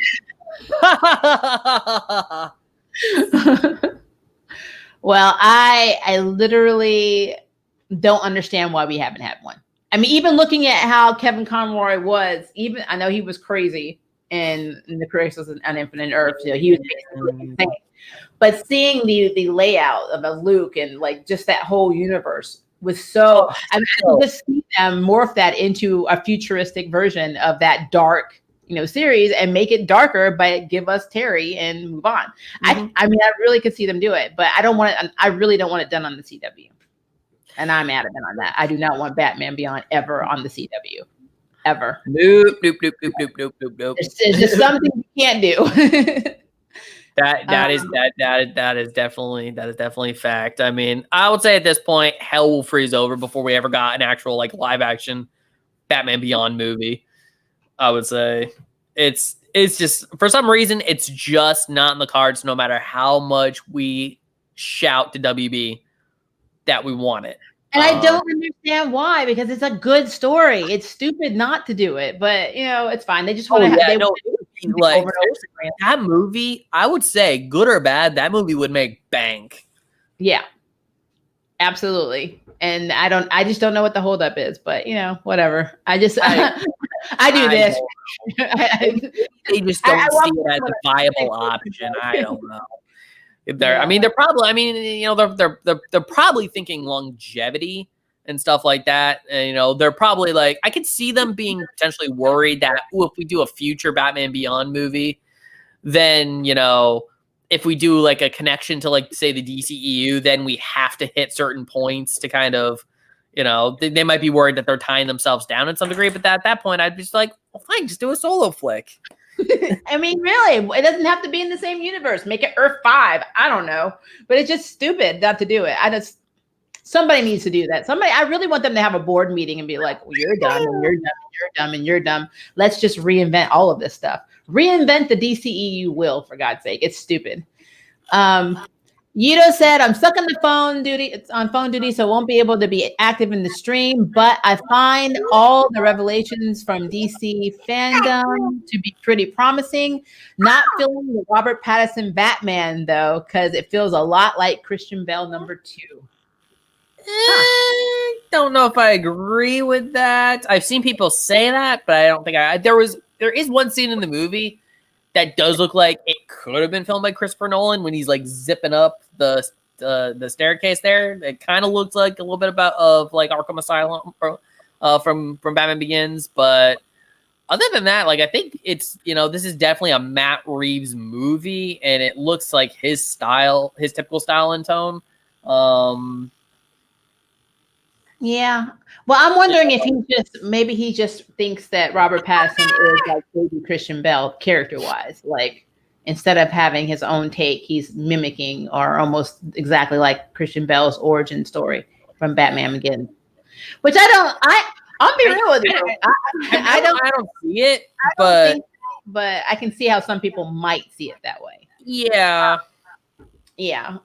But to me, if we're gonna be honest, he actually reminds me more of season 1 Daredevil on Netflix. He really does. He reminds me of Matt Murdock and Marvel. But that's my opinion. Have you seen Superman Man of Tomorrow? I have not. Have you seen that yet? Okay. Is it out? I know the Deathstroke animated movie came out, but I don't know if I don't know about Superman Man of Tomorrow. It may have come out. I don't know. I haven't seen it yet.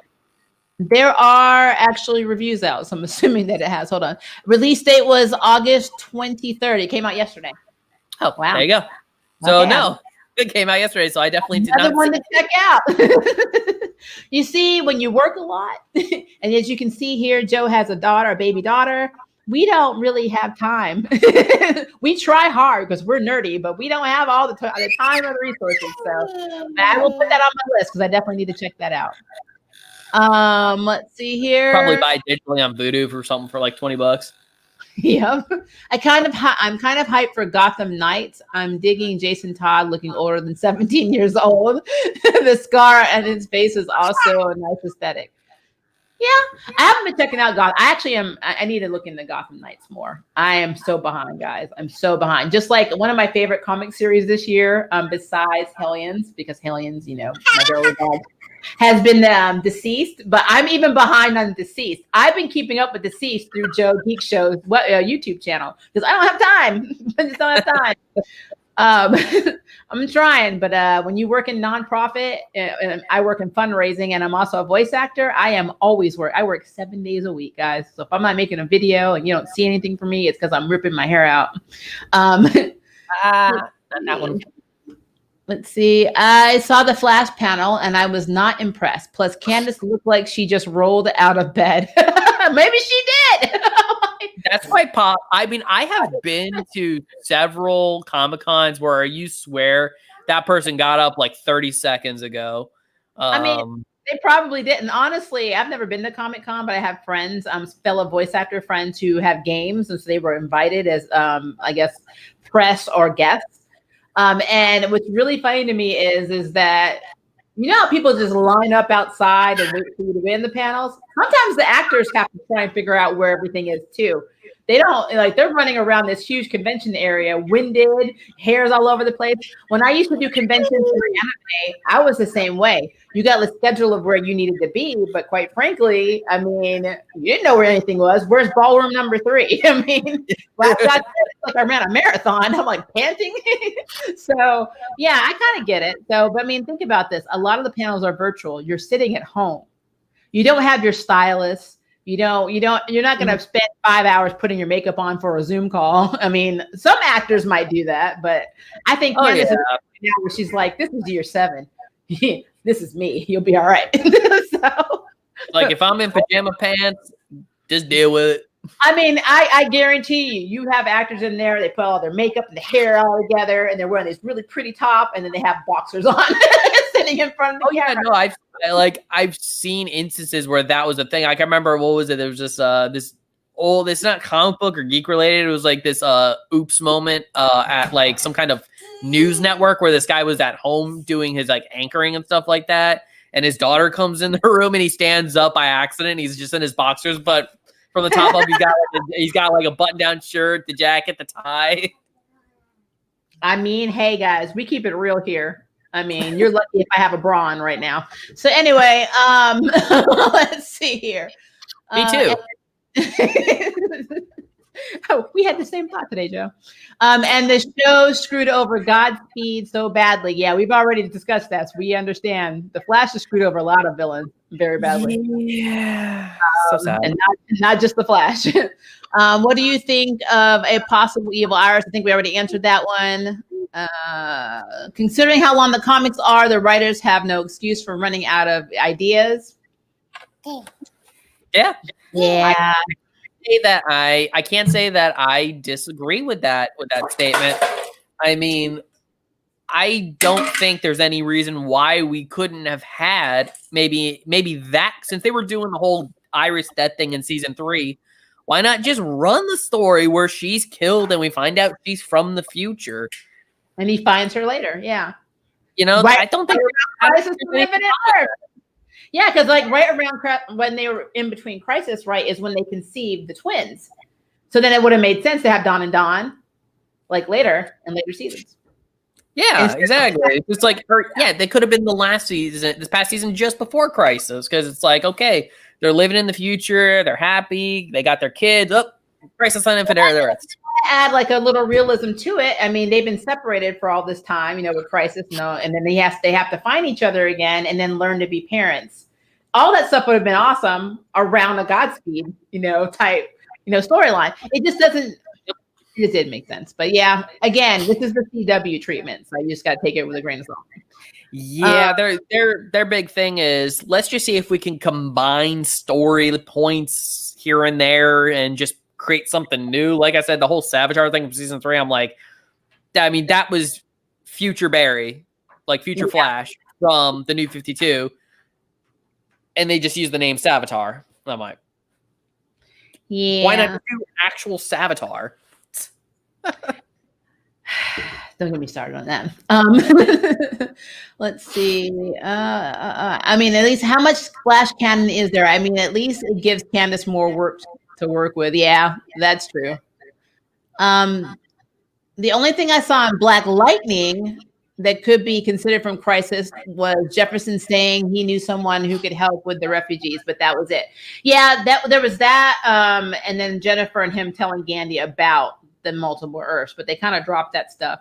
No, at the very end of the season, he said, "Well, I helped save the multiverse." He did. He did kind of plug that in a little bit more. Even though I wanted to say, Jefferson, I love you. You're my boy, but you really were on there for a total of 15 minutes.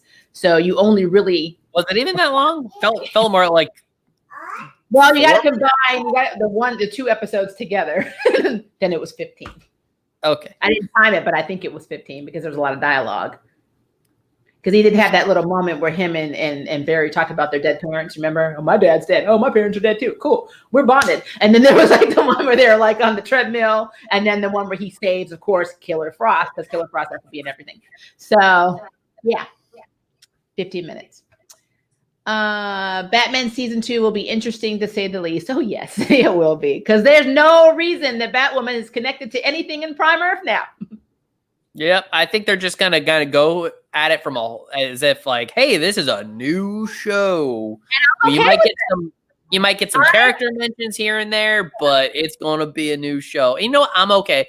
I had heard a theory, and I know this is just a fan theory, but I'm like, I actually kind of like that fan theory. All right, Batwoman season 2.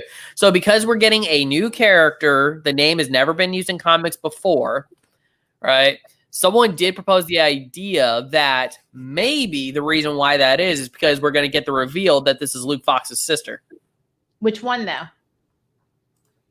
Anyone. I don't know. Because he had 2 sisters, remember? Yep. So, I mean, well, okay. So one of them was crazy, though. What was her name? I'm trying to remember. One was a little unstable. And then, hold on. Not that one. Which would have been cool considering we have Alice, having, him have to deal with the crazy sister and then be like, I can relate to Kate now because she's nuts. But what was her name? It's going to drive me nuts now. I don't know. I cannot remember off the top of my head. But he had 2 sisters. But yeah, I really could see. And then what would they explain her being homeless? How would that, why was she homeless? It's because she was running drugs? Because I think she's an ex-drug runner? She's an ex-drug runner. She lives in a van down by the river. Well, what they freaking da? Okay, Tiffany and Tam. So there's Tiffany Fox and Tam Fox. I cannot remember for the life of me which one was nuts. One of them was crazy. I have to look into that. That might be a spotlight video, guys. I'm like, it's been a minute.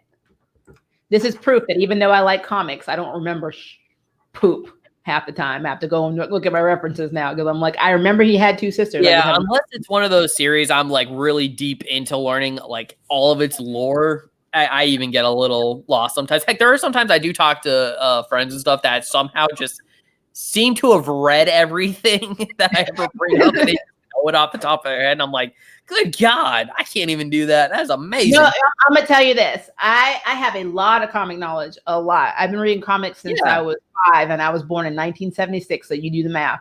But 29. I'm in my 40s, and so if you really think about this, once you hit 30, your brain starts going weird because you work too much and you stress too much. So when you hit your 40s, it's all over. So, I mean, I don't remember what I had for breakfast this morning. So I really have to eat. I'll always like that character. And then I'll think about it and it'll take me a minute. So in a live stream, sometimes I can pull it off. Sometimes I'm going to stare at you like you're crazy because I don't remember. But props to you who have eidetic memories, because I do not. I don't even have memory anymore. So, but no, I think having, what's her name? Ryan Wilder. Is that what we're calling her? Is that what they're calling her? Having her be revealed to be Tam or Tiffany, whichever one's not crazy, would be really interesting. And that honestly for me would be cool because it would give a lot of drama to them. Speaking of her living, I think she lives out of her van. Yep. Is that what it said? And down by the river. She has a little pet plant, and that's look how she has a little pet plant. So maybe because she was a drug runner, her mother and father kicked her out. But it doesn't seem like Luke Fox would ever give up on a kid, though. You know, that would be interesting. That's definitely a different iteration. But then again, Luke Fox is different, so why wouldn't Lucius Fox? Oh yeah, well, I mean that's a simple explanation of, you know, if you do it the CWA, it's like, oh, you know, I don't know, same mother, different father, or same father, different mother, you know, something. There's explanations for that I think could make sense for, you know, Luke not knowing he had any siblings at all, you know, so. Yeah. Well, and then, I don't know. I am really excited for the potential of this show. Because again, to me, I can't even consider this in the same continuity as the rest of the Arrowverse now, because she did not participate in Crisis. And the person that knows about Crisis was Kate Kane. So now nobody knows about Crisis. So if Crisis is brought up now, it will not make a lick of sense.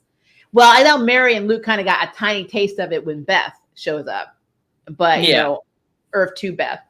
But at the same time, they don't know everything that happened because Kate kind of kept that close to the chest. So she's the only one that knows what went down in Crisis outside of the kryptonite, you know, little Easter egg that she told Luke about.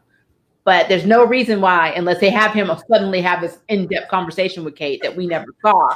There's no reason that they know anything about, you know, the new Justice League they formed and like the round table they had at the end of Crisis and all that crap. There's no reason for us to even assume that Ryan has any connection to the rest of the Arrowverse. So it's going to be really flipping awkward when they do a crossover. And they look at her and they're like, that one was black.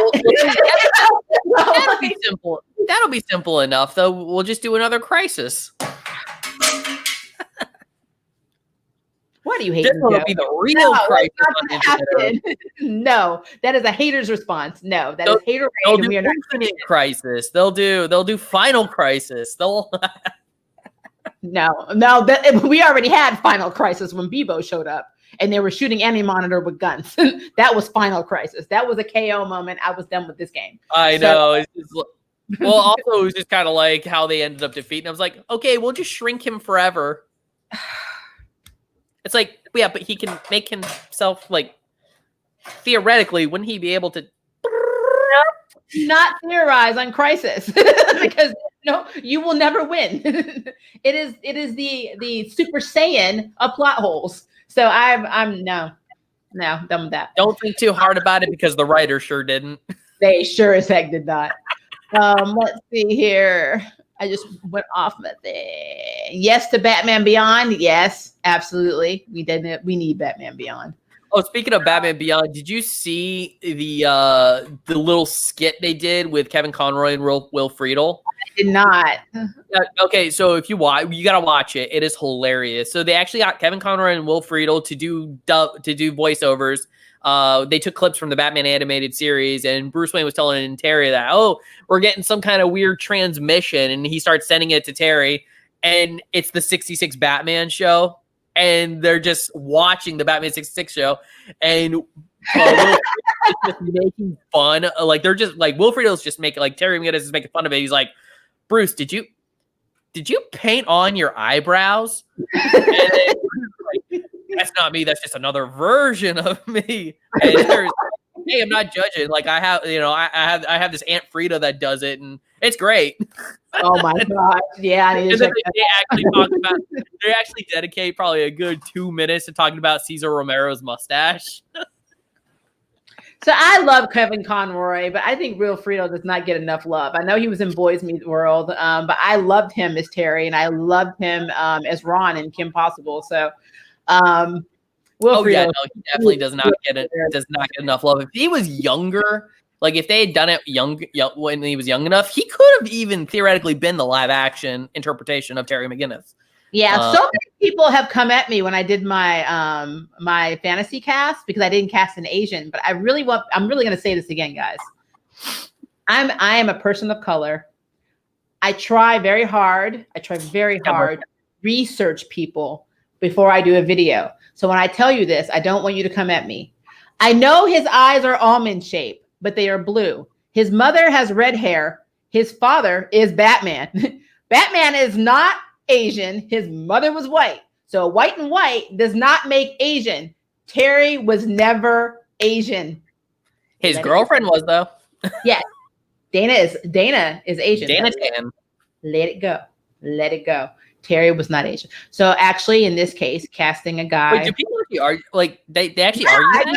I got a message that was not very nice. That was like, "Oh my god, you just whitewashed Terry." I'm like, I did not whitewash Terry. You can't white. You can't whitewash a white guy. I'm like, you just can't. You can't. So throwing that out there, guys. No. As for Will, yeah, I think Will would have been okay, but I don't know. I kind of feel like he's too comedy. Like I know he pulled him off very well, and I mean, I'm just saying this as somebody who sees his personality. I just crack up. He could be the most serious person in that show, and I would just laugh because that's Will. It's like Nathan. Whenever Nathan Fillion does like serious stuff, he's not that he's bad at it. It's just that every time I see him in like so many other projects he's done where he played an idiot that I can't. I can't. So. Yeah, I just have issues with that. But I really, really love Real Frito's voice. And I really love, because he's very charismatic for a voice actor. It's very hard to project. Yeah, definitely. Like he's definitely got one of the most recognizable, but like every time I hear him do a voiceover, I'm like, that's Will Friedle. I got it. Yep. And he's so underrated. I don't know why. He's such a good voice actor. Oh, I know. Let's see here. Afternoon, guys. What's this about? Batman Beyond. Hi, Geronimo. I'm sorry we just saw this. We've been talking about everything. Batman Beyond. We were talking about Wonder Woman 1984, Suicide Squad, the fact that New Mutants is not going to VOD, which is like against, everything in my nature. Just stupid. We've been talking about Zack Snyder's cut, which is only going to be 4 1-hour episodes. Thanks a lot, HBO Max. Hey, they gotta get their monies. They gotta get their monies. That's all it is. Do they though? I mean, really, do they? They think they do. So stupid. It's like, hey, you already paid for that month of HBO Max. You wanna hang around for another month, and then just forget about it, and then just keep paying us. Like that's the way I see it going. Like I said, I don't even understand why you would not want to make, even if you like release it in theaters, why not just do theaters and VOD? That's like double the money. So, I mean, I don't understand that. You guys don't get me on that. We'll be here all day. I don't know. Like I said, the only thing I can think of is Disney wants it to flop. Yeah, I'm just going to keep quiet. See, every time I hear that, I get upset because I love New Mutants. I love the storyline. I have all the I have my original comics, and they're like faded as heck. Because my mother I believe it. Well, my mother, like when she didn't keep the plastic wraps, my mother was one of those people that pulled them out for me when I was younger and didn't keep them pristine.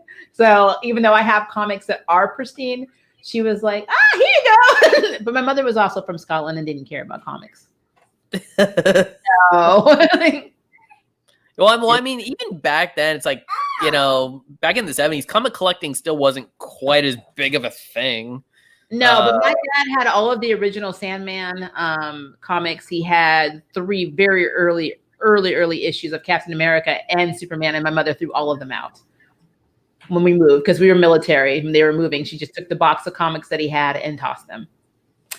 And some of them were worth a lot of money now. So yeah. Well, I mean, back then it's like, yeah. I mean, back then, who knew that Action Comics #1 was gonna sell for over $3 million? You know? Yeah, that's so sad. Like I'm crying. You could have bought 3 houses in that month.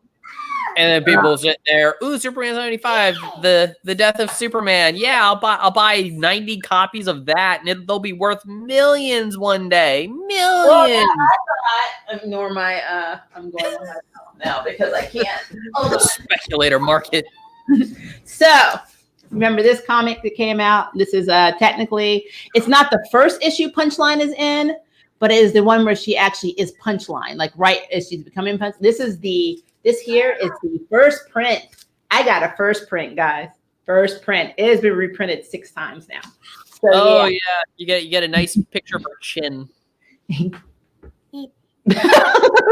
Of her chin. Well, no, when Spider-Gwen came out, remember when Venom, she basically came in not Venom. Well, the symbiont. She basically came in contact with the symbiont. I think her issue sold out in like 2 hours. Like it was fast. It was gone. Yeah, that's like, Spider-Gwen. Already on the second print 2 days later, and that sold out in pre-orders. It took me forever, so I never got a chance to get one of the earlier ones. Even though it's my fault, I couldn't get to the comic store because of work. But like that hurts me to my core. So when this came out, I'm like, I'm grabbing that. They're introducing a brand new Joker sidekick. Hell yeah! So I grabbed it. First print, guys. First effing print. So now we're on print 6, and I looked on Amazon, and it's $32, I think, for that print. And I'm like, wow. So yeah, so what's happening? I need you to be more enthusiastic about this, Joe. I'm not big on the speculator market. I know it sucks, but I still wanted it. I'm sure Kevin even confirmed that the change from portraying hero to villain gave him a lot of opportunity to flex his acting muscles. I think he did amazing for the role he was given. Are you talking about Kevin Conroy? If we're talking about Kevin Conroy, I definitely agree with you. Kevin Conroy can do no wrong. I don't blame him for Crisis at all. I blame the CW. It's the script.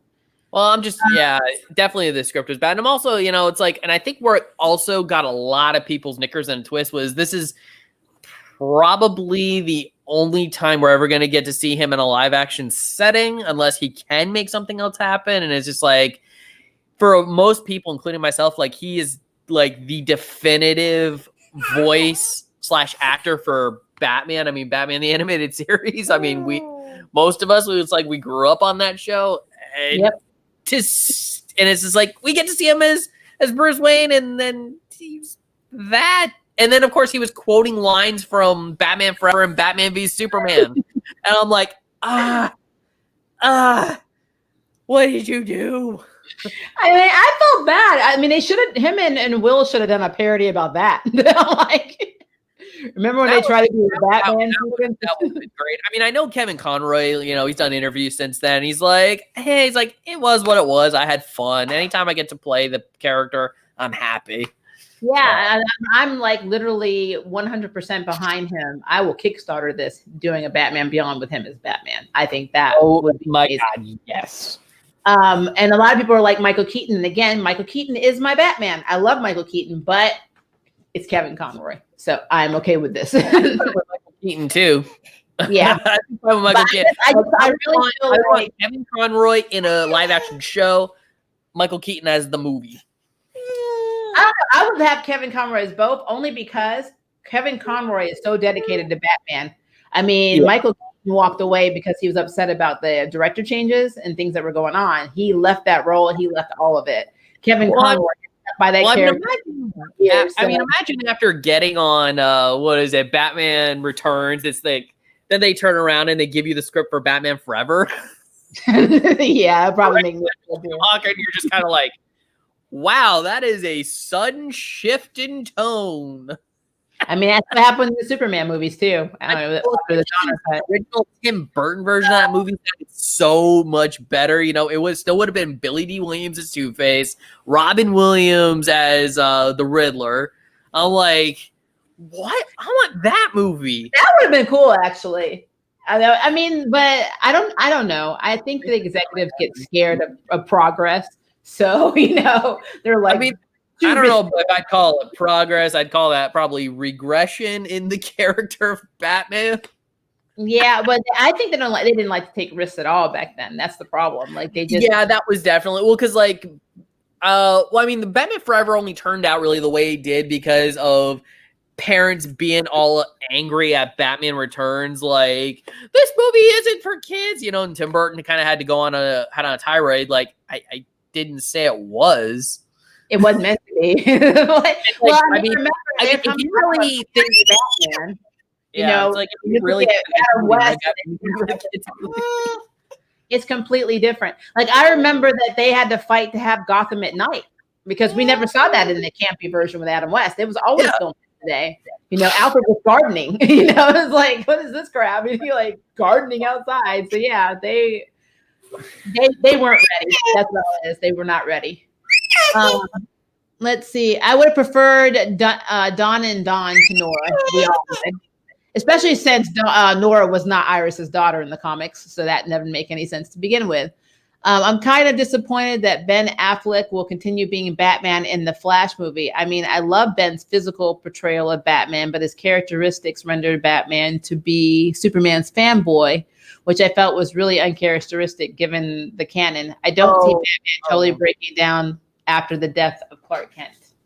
Oh, how they took him from Batman v Superman to Justice League. Yeah, that was really, that's just more of a writing thing. I think Ben Affleck, realistically, under the right director, correct writer and stuff like that, is still capable of being one of, if not the best Batman. He actually was not a bad Batman in the movies. No, I mean, I liked him as Batman. I'm not gonna lie to you. He was one of the best parts of Batman v Superman. I still the only really reason I watch Batman v Superman still is because I still like what Ben Affleck is Batman. Yeah. I didn't like the movie though because it was stupid. I honestly thought I didn't like the movie, but definitely still like the casting was great, and it is really sad that it's like, dang, that was nothing gets me more irritated than what gets me more irritated than seeing the wrong actor in the wrong role is seeing the right actor in the right role, but under the wrong director, wrong writer, and stuff like that. Like Henry Cavill as Superman, I'm like, so great casting.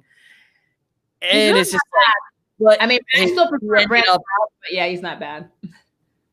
I like Henry Cavill. I think he has he's got a great, he's got the look. He's got, if they really gave it to him, the dude can act. I mean, when I saw him in the last Mission Impossible Fallout, I'm like, or A Man from U.N.C.L.E. I mean, the dude's a great actor. I like that. Given material, but for some reason they were always just afraid to. For some reason, I don't know. Like Zack Snyder gave him so very few lines in Batman v Superman, and even Man of Steel. It's just like he didn't really give him much to do. In terms of acting, he's like, just be as wooden as possible because, because I think it was Zack Snyder who was talking about that. He doesn't believe, you can wear tights and be taken seriously. Well, Zack Snyder also made Lois Lane blonde, so I got nothing to say to him.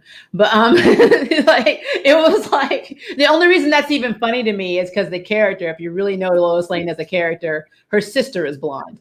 So Lucy Lane is blonde and she's not. And she always refers to her sister as the blonde. And whenever Lucy did something stupid, it's because she had blonde hair. That was a running joke in comics for years. And then they turned around and made Lois blonde. But made everything. Amy Adams redhead? Huh? Wasn't Amy Adams redhead? Lana Lang was red. Had red. Well, Lana Lang hasn't had red hair. In the movie. It's like Amy Adams had red hair. Who had red hair? Amy Adams? She had strawberry blonde. It looked almost completely blonde in the show, but every other character, like every character, if you go back and watch, had dark hair. Like every female had dark hair, but Lois Lane. Even Lana Lang in the flashback had dark hair, and she's supposed to be a redhead. Except for Lois Lane. I thought that was interesting. And then when they asked Zack Snyder in an interview, you can Google this. Why did you make Lois, not have her traditional dark hair? He said, well, she's a busy working woman and she doesn't have time to keep that up. And I'm like, as somebody who has reddish brown hair, You don't keep up reddish brown hair. It's harder if you dye your hair out of a bottle blonde. I was gonna say, does he think she dyes it black or I'm something? like, what's happening? Yeah, that was a really weird response. So I said, okay. So most things Zack Snyder says are weird anyway. Like there was the what was it? Some guy on one of the websites like tweeted out about this about the Zack Snyder Justice League trailer, and Zack Snyder responded like, well, that was a leaked trailer, and it doesn't reflect the movie in any way. And he's like, so there. I think he gets really offended, like Bryan Singer does, when you say something to him. He's not as bad. No, Zack Snyder definitely does. Like I even remember him talking like every time someone brings up the whole, Batman like taking cars and vehicles with people in it and just hurtling them into other vehicles and stuff like that, and just like going down with Gatling guns, like it's like. He's all like, Batman kills people. You guys got to grow up. I make serious movies for adults who think. My movies are for the thinking people. This is for grown-ups. That's what Bryan Singer says all the time. I made Superman Returns for women, and they didn't show up, and that's why it flopped. I'm like, what? Like, I don't. What women? Oh yeah. No, he even blamed. At one point, he even blamed Brandon Routh for the movie. No, Brandon Routh was perfect. Kevin Spacey as Lex Luthor was great. I was not that happy with Kate Bosworth as Lois, but it is what it is. But yeah, for the most part, it was the script. The script sucked. Bryan Singer is bad at doing superhero movies, period. He's bad at them. And so X-Men is a complete reflection of that. He destroyed Rogue. He destroyed Storm. He's destroyed so many characters in the X-Men universe. The only thing I did like was Xavier and Wolverine. A few characters sprinkled throughout. We will not discuss Psylocke. Psylocke was a tragedy. So yeah, nothing good to say about Bryan Singer. Let's see here. Yeah. Quite honestly, I still want that Nicolas Cage Superman movie. I'm done with you. Hey, say what you will. Like, if you ever watched that documentary by John Schnepp, you might change your tune. Would it have been a great movie? Probably not. It would have been an insane one. I will give it to you. I watched that movie, The Room. I will give it to you. I mean, I watch a lot of B-rated stuff. I watch Sharknado. I watched all the Sharknado movies. So I guess I can't complain about Nick Cage. Let's see. Sorry, scroll down. By the way, our stream is not going to be on much longer because we've been doing it for almost 2 hours. But this also has been an experiment because I'm the one that always drops off of my streams because I used to have a HP Envy that had a really bad Wi-Fi card. And I didn't realize it.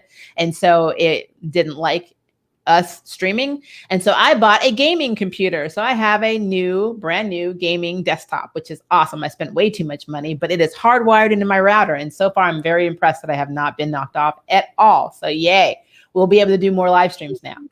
And they will not be this long. This is my first stream back. So we had to do something big. Let's see. And I'm sorry, I'm scrolling back up. Old eyes, guys, old eyes. Sometimes I felt that the writers make new original characters just because they don't have to deal with the back stories from the comics. Yeah. Sometimes I feel like they just take a actual canon character and make a different backstory for the same reason. It's like that never happened in the comics, but it did now. Because Felicity Smoke, none of that stuff happened in the comics. She was a minor Batman character, very minor Batman character. It somehow is now in what I like to call Bat Arrow. that's what the Arrow was, Bat Arrow. I mean, eventually she did make her way into the Green Arrow comic book in the New 52 after the show took off. So did Chloe from Smallville. That's not really saying much. Just saying. Yeah, the only difference is Chloe's in prison. Yeah. Her actresses anyway. Let's see. I would have preferred if Robert Pattinson took the role over so we get a new Batman portrayal in the main continuity. But I mean, it would be weird though, age-wise. I said this earlier, so if you missed this, for me, having Robert Pattinson be in the Justice League would make him look like a teenager compared to, everybody else, like Wonder Woman, Henry Cavill talking to Robert Pattinson, it would, and especially if this is year 2, it would not look like equal footing to me. It would be like this young man's trying to tell Superman what to do, and Superman's like, "Okay, child, stay in your place." That's literally what it would be like. So I wouldn't want Robert Pattinson to be in the continuity. I think having Ben Affleck in there is needed because he has the presence and the age, and he is basically what year 2 Batman will become, if that makes sense. So yeah, I'm completely okay. I can't believe that Ben Affleck said he would come back. I thought he was completely done. So that's I was actually kind of shocked at that at that too. But I mean, I guess if you add enough zeros at the end of a paycheck, Yeah, he does have child support. Like I think him and Jennifer Garner are divorced now.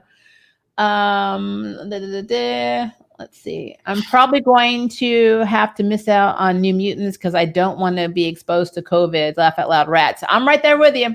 I'm not going to the theaters. I think it's irresponsible for them to only release this in theaters and not put it simultaneously on VOD. I think that is. I don't even get the choice. I know. And you see, I mean, like I said, I'm not trying to hate on you if you decide to go out there. I'm just telling you, and I can only speak from my personal opinion. I have had friends affected with this stuff. This is not a conspiracy. This stuff is real. I have a medical condition that would probably make it very bad for me to contract COVID because I don't know if I would. I'm just going to say it. I don't know if I would survive it because my condition is autoimmune. So I am not going to put myself at risk. As much as I would love to see this movie, I'm not, because quite frankly, they opened schools for orientation a week ago, and we've had like a huge outbreak here and they were safely guarding kids. So, it's just, you're not safe, and that's just what it is. But again, I am not judging you for going to see the movie. I am not judging you for making that choice. I'm just saying, this is me personally. I am not risking my life to go see New Mutants. If the theaters did not think my life was important enough to release it on VOD, I don't think giving them money is important and risking my life to get COVID. And that's how I feel about that. Yeah, for it or against COVID, however you figure it out, VOD was the best solution for everybody. Yep. Because I'm not gonna lie, even during COVID times and stuff like that, I've actually rather enjoyed just watching these at home. Yeah, I've seen a lot. Like I said, I'm about to binge the crap out of Lucifer once I finish editing my Winona Earp video because I've been holding it. I need to watch mine. What's up? Lucifer season 5 on Netflix. Let's see. Scroll back down. I think whenever I get a new comment, it rolls down. I'm sorry, I have to go back. Okay, I'm probably going to. Oh wait, I'd love to see Red Hood depicted as an Asian. Huh? Jason Todd? Mm-hmm.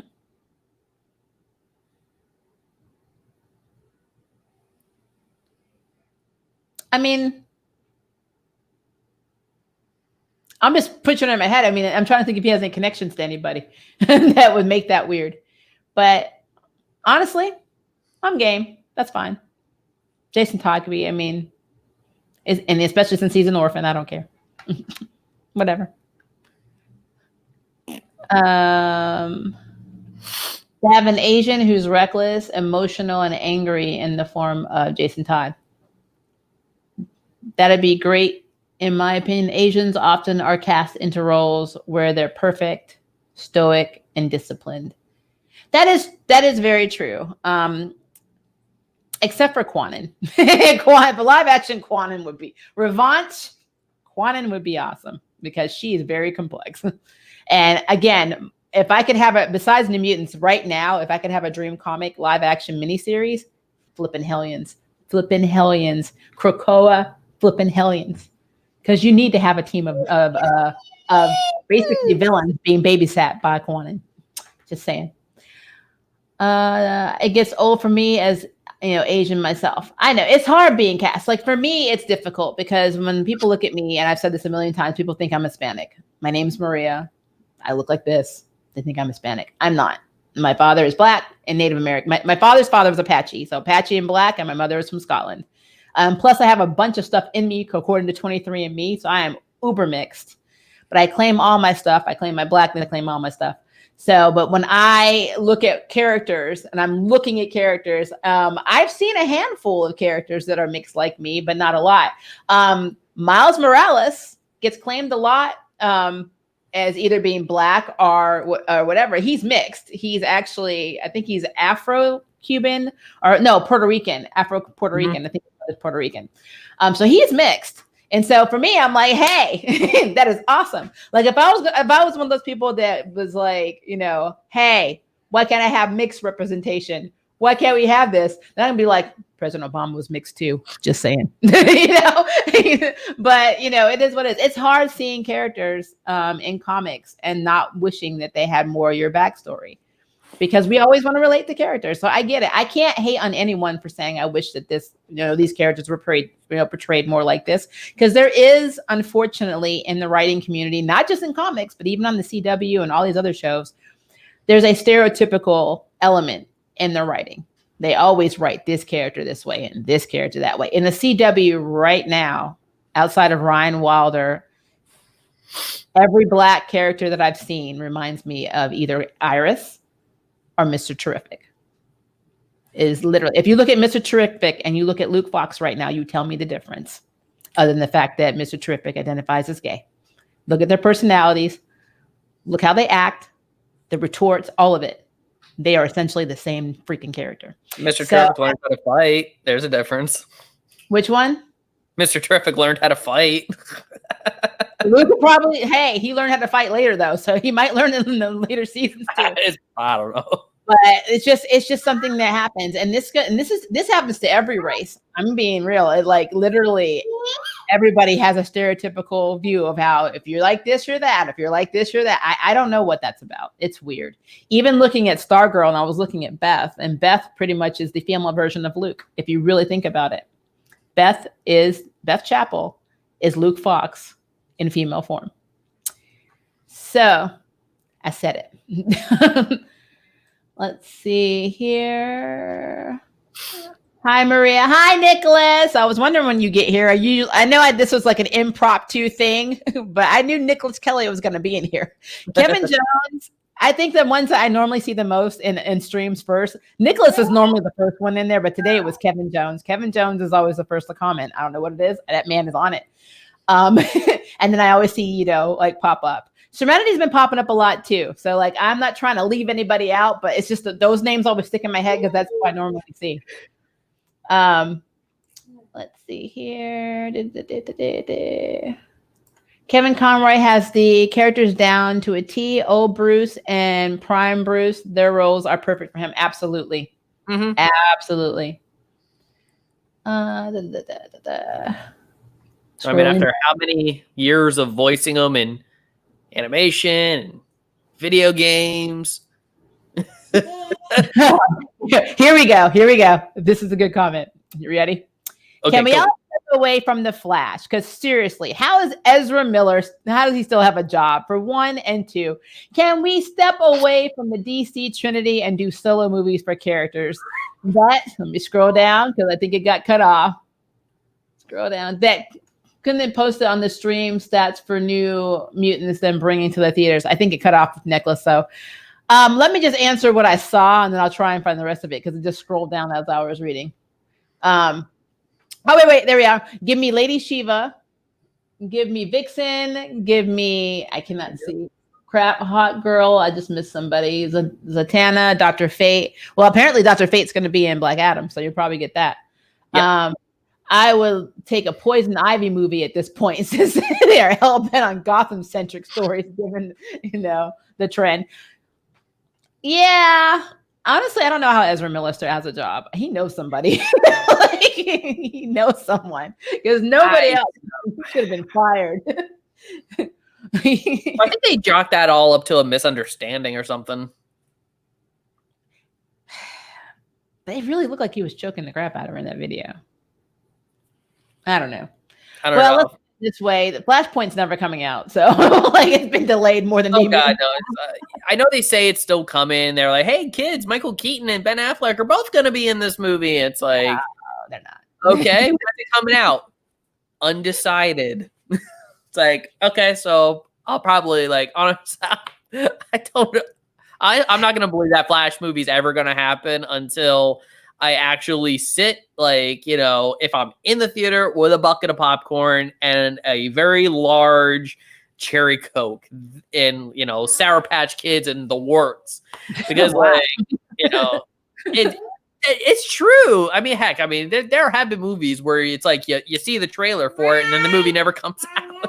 That's true. I mean, that's absolutely true. It's called New Mutants. Anyway, It's called New Mutants. Release it on VOD.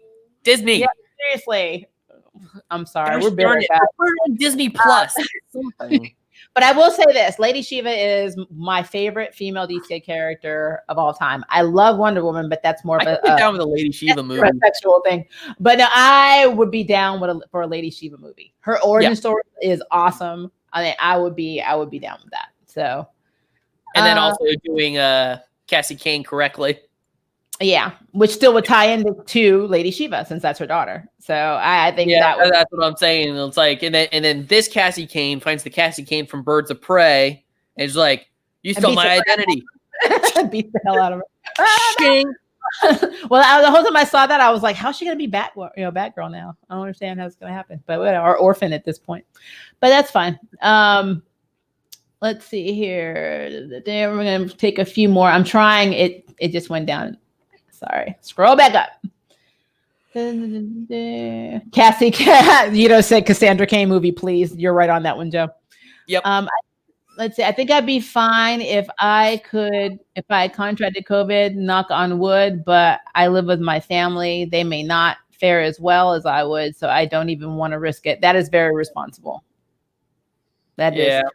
A lot of people don't think about that just because you have a good immune system or you may bounce back, which honestly, though, the way this thing mutates in people, you don't know that. But what about the people that are immunocompromised and have health problems? You don't think about that. People are just like, I want to see the movie. They don't worry about who am I bringing this home to? Or if I have it, who am I giving this to? Just the thing. But, some people are wonderful. Some people are selfish. It's just what it is. And I'm not trying to be all political. It's just what it is. It's human nature. Could they post it on streaming sites for New Mutants, then bring it to the theaters? Nicholas, they will not do that. They won't. Yeah. Otherwise, they would have just done that. Yep. They would have said, hey, but I'm telling you, why not do a simultaneous release? Do a simultaneous, like they do with anime, like how Japan will have a series premiere, and then we instantly get the dub at the same time now. To make more money. Do that. Yep. Have the people that don't care about anybody else, or the people that don't mind COVID, or the people that are just completely okay with being in the theater during a pandemic, let them go. And then let all the people that want to stay home have it at home. That way everybody wins. Everyone wins. Don't punish us for being safe. Bill and Ted's going to do it this week, so why not?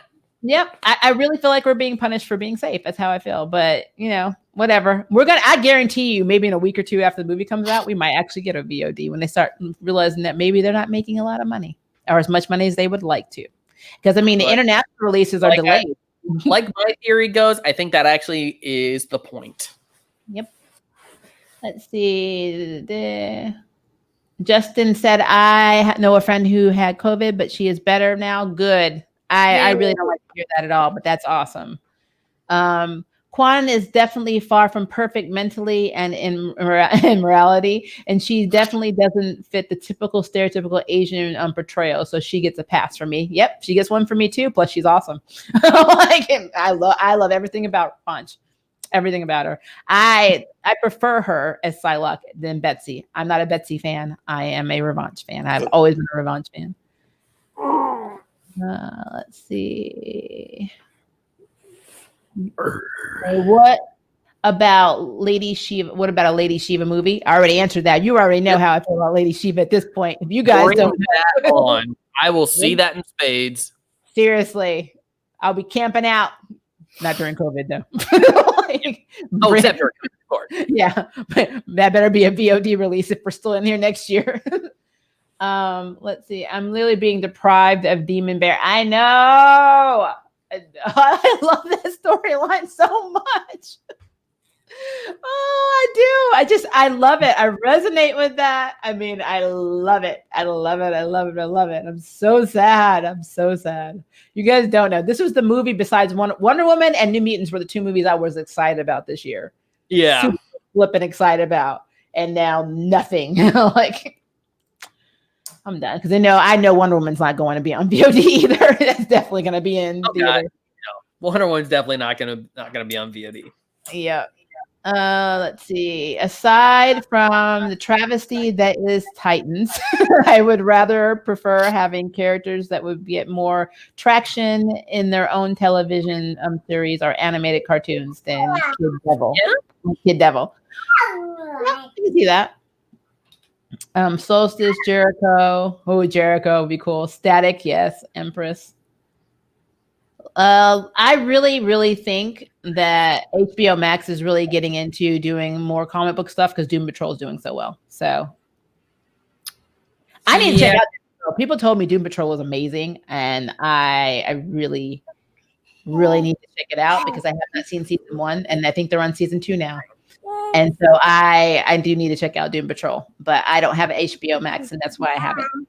So we'll see. Maybe when it comes out, I'll be able to see it on Blu-ray, or maybe I'll buy the seasons. And what did you think of the Suicide Squad trailer? Yeah, we talked about that earlier, which it was essentially wasn't so much of a trailer, but more. I can see it just being the end credits of the movie. Yeah, it's like the Suicide Squad starring these people. But I mean, I will say I like the cast. Like who they got lined up for the movie. The fact that they're going big with the cast, which means it could actually live up to the name Suicide Squad, and we can see some people die. Seeing a lot of people die. A lot. Oh, I hope it's one of those movies where I hope they hit the R rating. They should. I mean, honestly, with that many, especially with King Shark, if they portray King Shark correctly, that's an R rating all by itself. King Shark is a shark. But does that mean? Well, I guess we don't have Killer Frost in this rendition. Oh yeah, not this one.